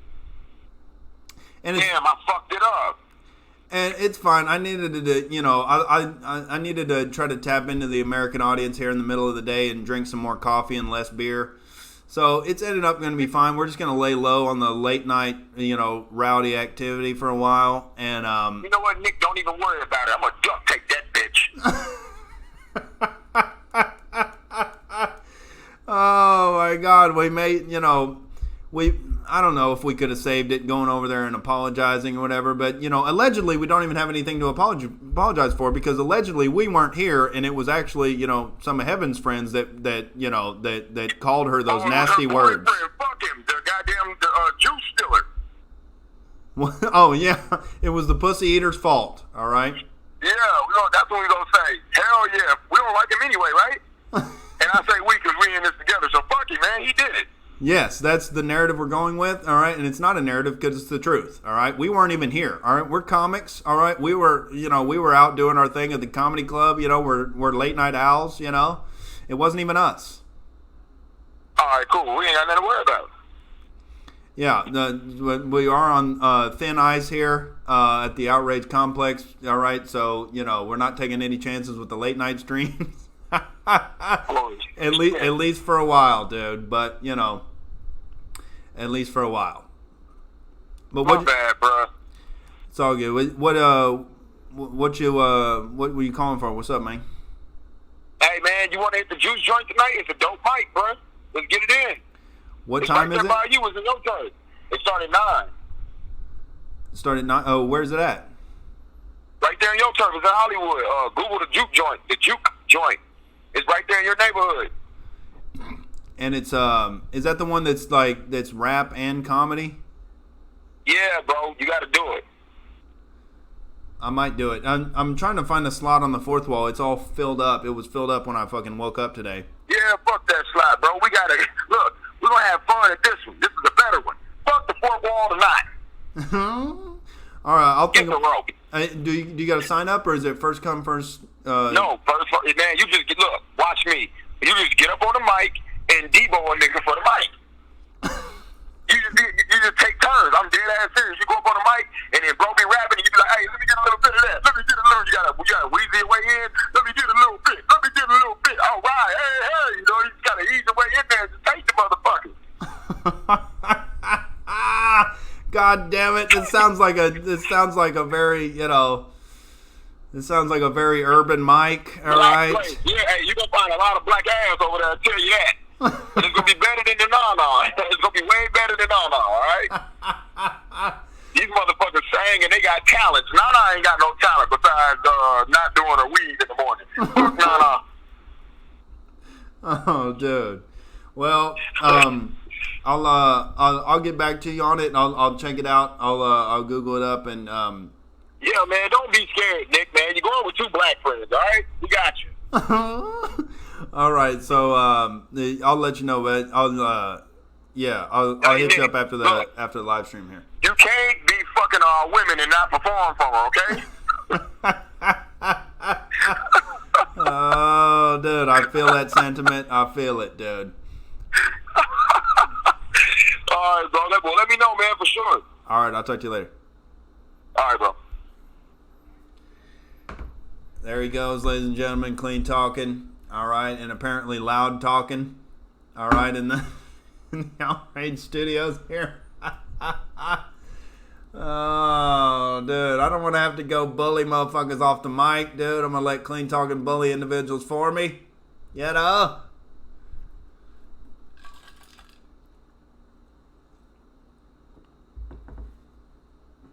We talking about IQ? What is John's IQ? I don't know what John's IQ is, all right? But, you know, he's got flavor. All right? And his funny IQ is off the charts.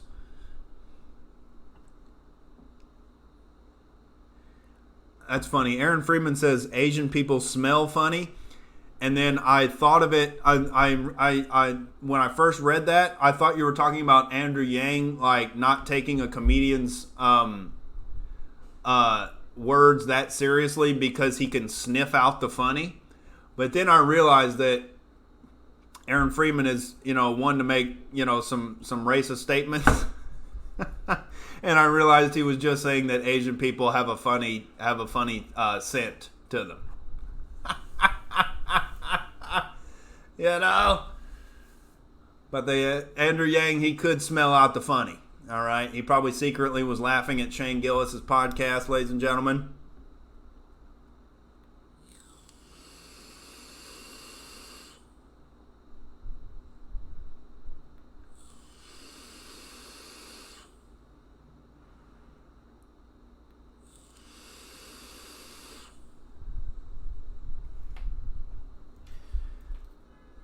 But yeah, we're just laying low on the late night live streams for now, ladies and gentlemen. We're gonna keep it going with these midday coffee streams.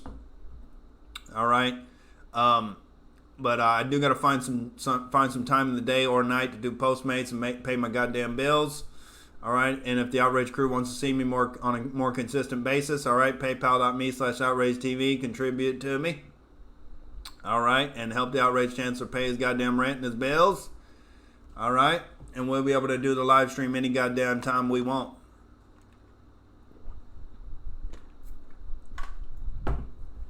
We just need a little independence.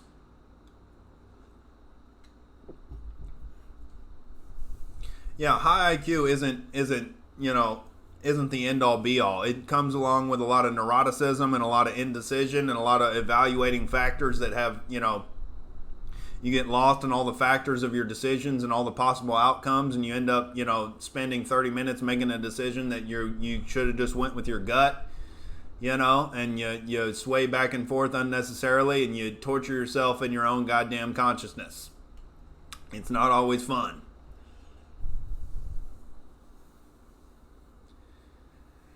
Alex Hughes says I need to drive out to LA, take Nick to dinner. Well, that would be very, very much appreciated. All right, I'm on that scrambled eggs and broccoli and peanut diet right now. All right, I got to be on the bargain diet. All right, we got to be able to afford our goddamn bills. The bill collectors are calling, dude. Raw Dog says vote Yang and problem solved. No, I refuse to piggyback on the gang rape of the middle class. I refuse. We need more entrepreneurs, more small business owners. We need to grow the middle class and let them flourish. Not goddamn ransack them for their money.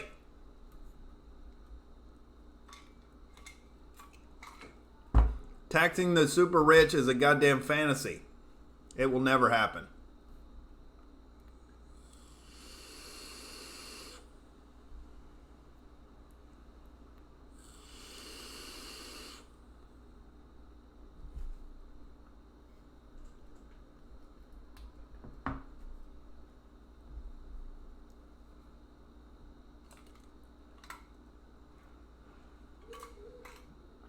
let's watch this UFO video that Raw Dog posted up here. Let's see what he's got going on. Apparently, this is some goddamn radar footage. U.S. military jets encounter unknown object, UFO. I know it's the New York Times, so we must approach it with skepticism, of course. The propagandists. All right, let's see what it is. There's a whole fleet of them. Look on the ASA. My God. Okay, so I'm not quite sure what we're looking at here. It's like, I don't know if these guys are in like a control tower or what, but they seem to be following some object that looks like kind of a tick type thing. It looks like a little, cockroach there, flying cockroach. They seem to be observing a cockroach. All right, I don't know what's happening. All right, they're looking at a cockroach. They said there's a fleet of them, and they're hurling expletives. Let's see. They're all going against the wind. The wind's 120 knots to the west. Look at that thing, dude.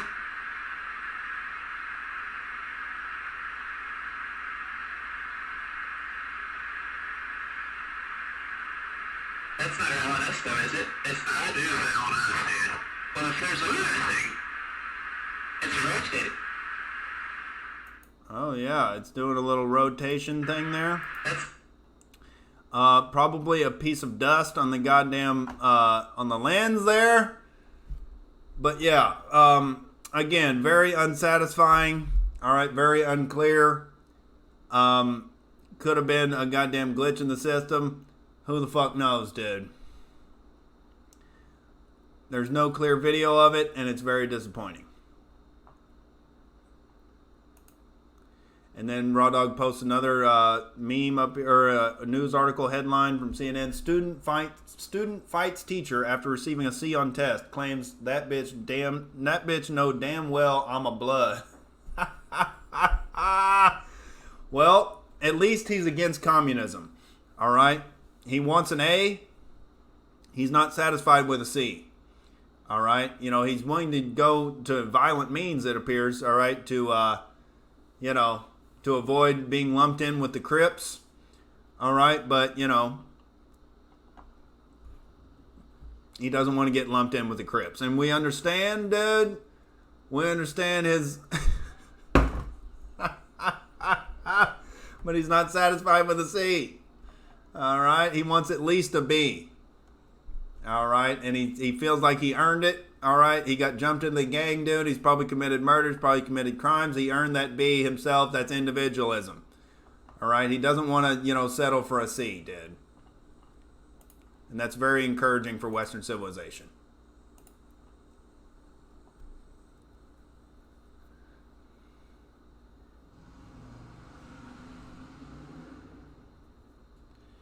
Alex Hughes says, Nick yells about bills but don't want money. I don't want stolen money from the middle class. All right? I want it to be voluntarily contributed from the Outrage crew if they so desire. All right? If they feel like I'm providing them value with the Outrage cast, all right, then I will, accept compensation because that's the implicit contract that we've made here on the Outrage cast. All right? We trade value for value.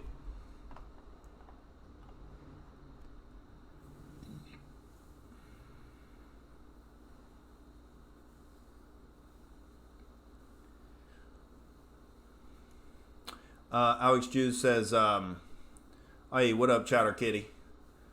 Alex Hughes says, everyone gets UBI up to 88,000 annual income, and then the UBI is prorated up to 100,000. Individuals making over 100,000 would not receive UBI. So who is paying for it? Is the entire point. Who is receiving this stolen money? Who is getting stolen from? That's the entire point of it, dude. You're violating the non-aggression principle, stealing people's money and arguing for it. It's very commie. It's commie behavior, dude. And you're better than that. All right? Thou shalt not steal. All right, we got Christians, we got anarchists on here, we got Satanists, but they recognize the value of thou shalt not steal and universal principles, dude. You're violating the principles, the foundational principles that are the backbone of the goddamn Outrage cast. What are you talking about? We don't steal people's money.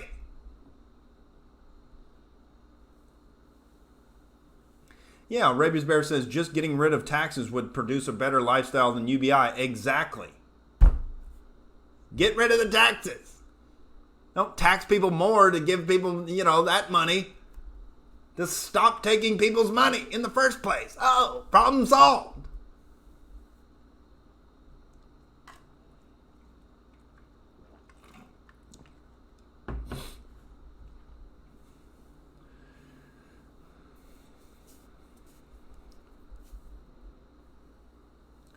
Alex Hughes says taxation and slavery. Well, yeah, and you're arguing for taxation.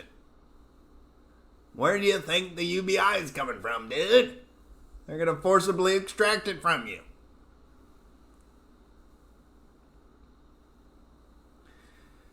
Chowder Kitty's got to go to work in 20 minutes. How you been? Well, we're unfortunately kicked off the late night streaming for now, due to noise complaints. All right, but we're making it do what it do here on the Outrage Battleship. All right, we got our coffee. All right, we're fired up. We're making it do what it do. All right, it's fine. All right, so we're gonna do these day streams for a little while until things blow over, and we're defending Western civilization in the goddamn daytime. And we're not drinking as many beers, and it's gonna be fine. The Outrage Chancellor is going to get very healthy. It's going to be good.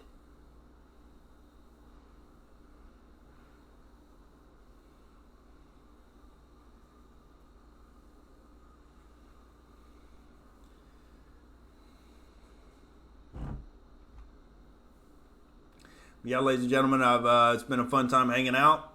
All right, I'll probably wrap it up. We went through the Shane Gillis shit, the Kavanaugh shit. It's been a fun goddamn time. Hit that like button if you like it. All right, paypal.me/Outrage TV if you want to contribute to the Western Civilization Defense Fund. I just posted up a bunch of podcast audios up there to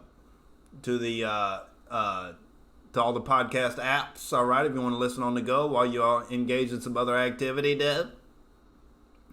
So yeah, we're still trying to get them the street roasting interviews. Me and Clean Talking got out there yesterday. We got out there too late. Wasn't enough sunshine. It was an off weirdo Sunday. But we're gonna get out there. We're gonna hit the streets on the street roasting.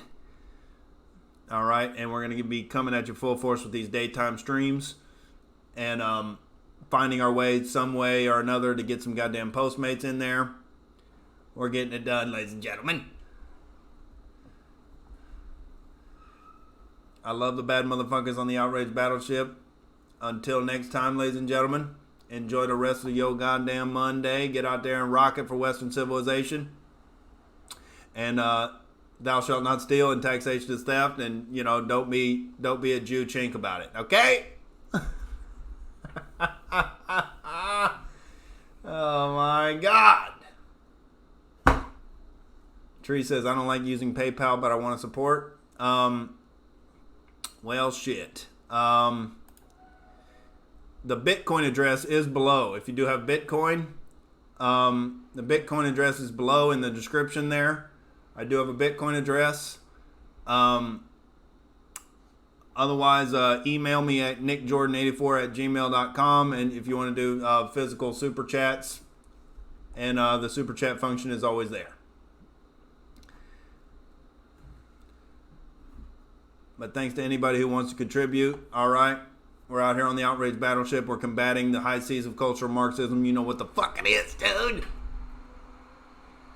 Until next time, ladies and gentlemen, peace the fuck out to the Outrage crew. I love all you bad motherfuckers.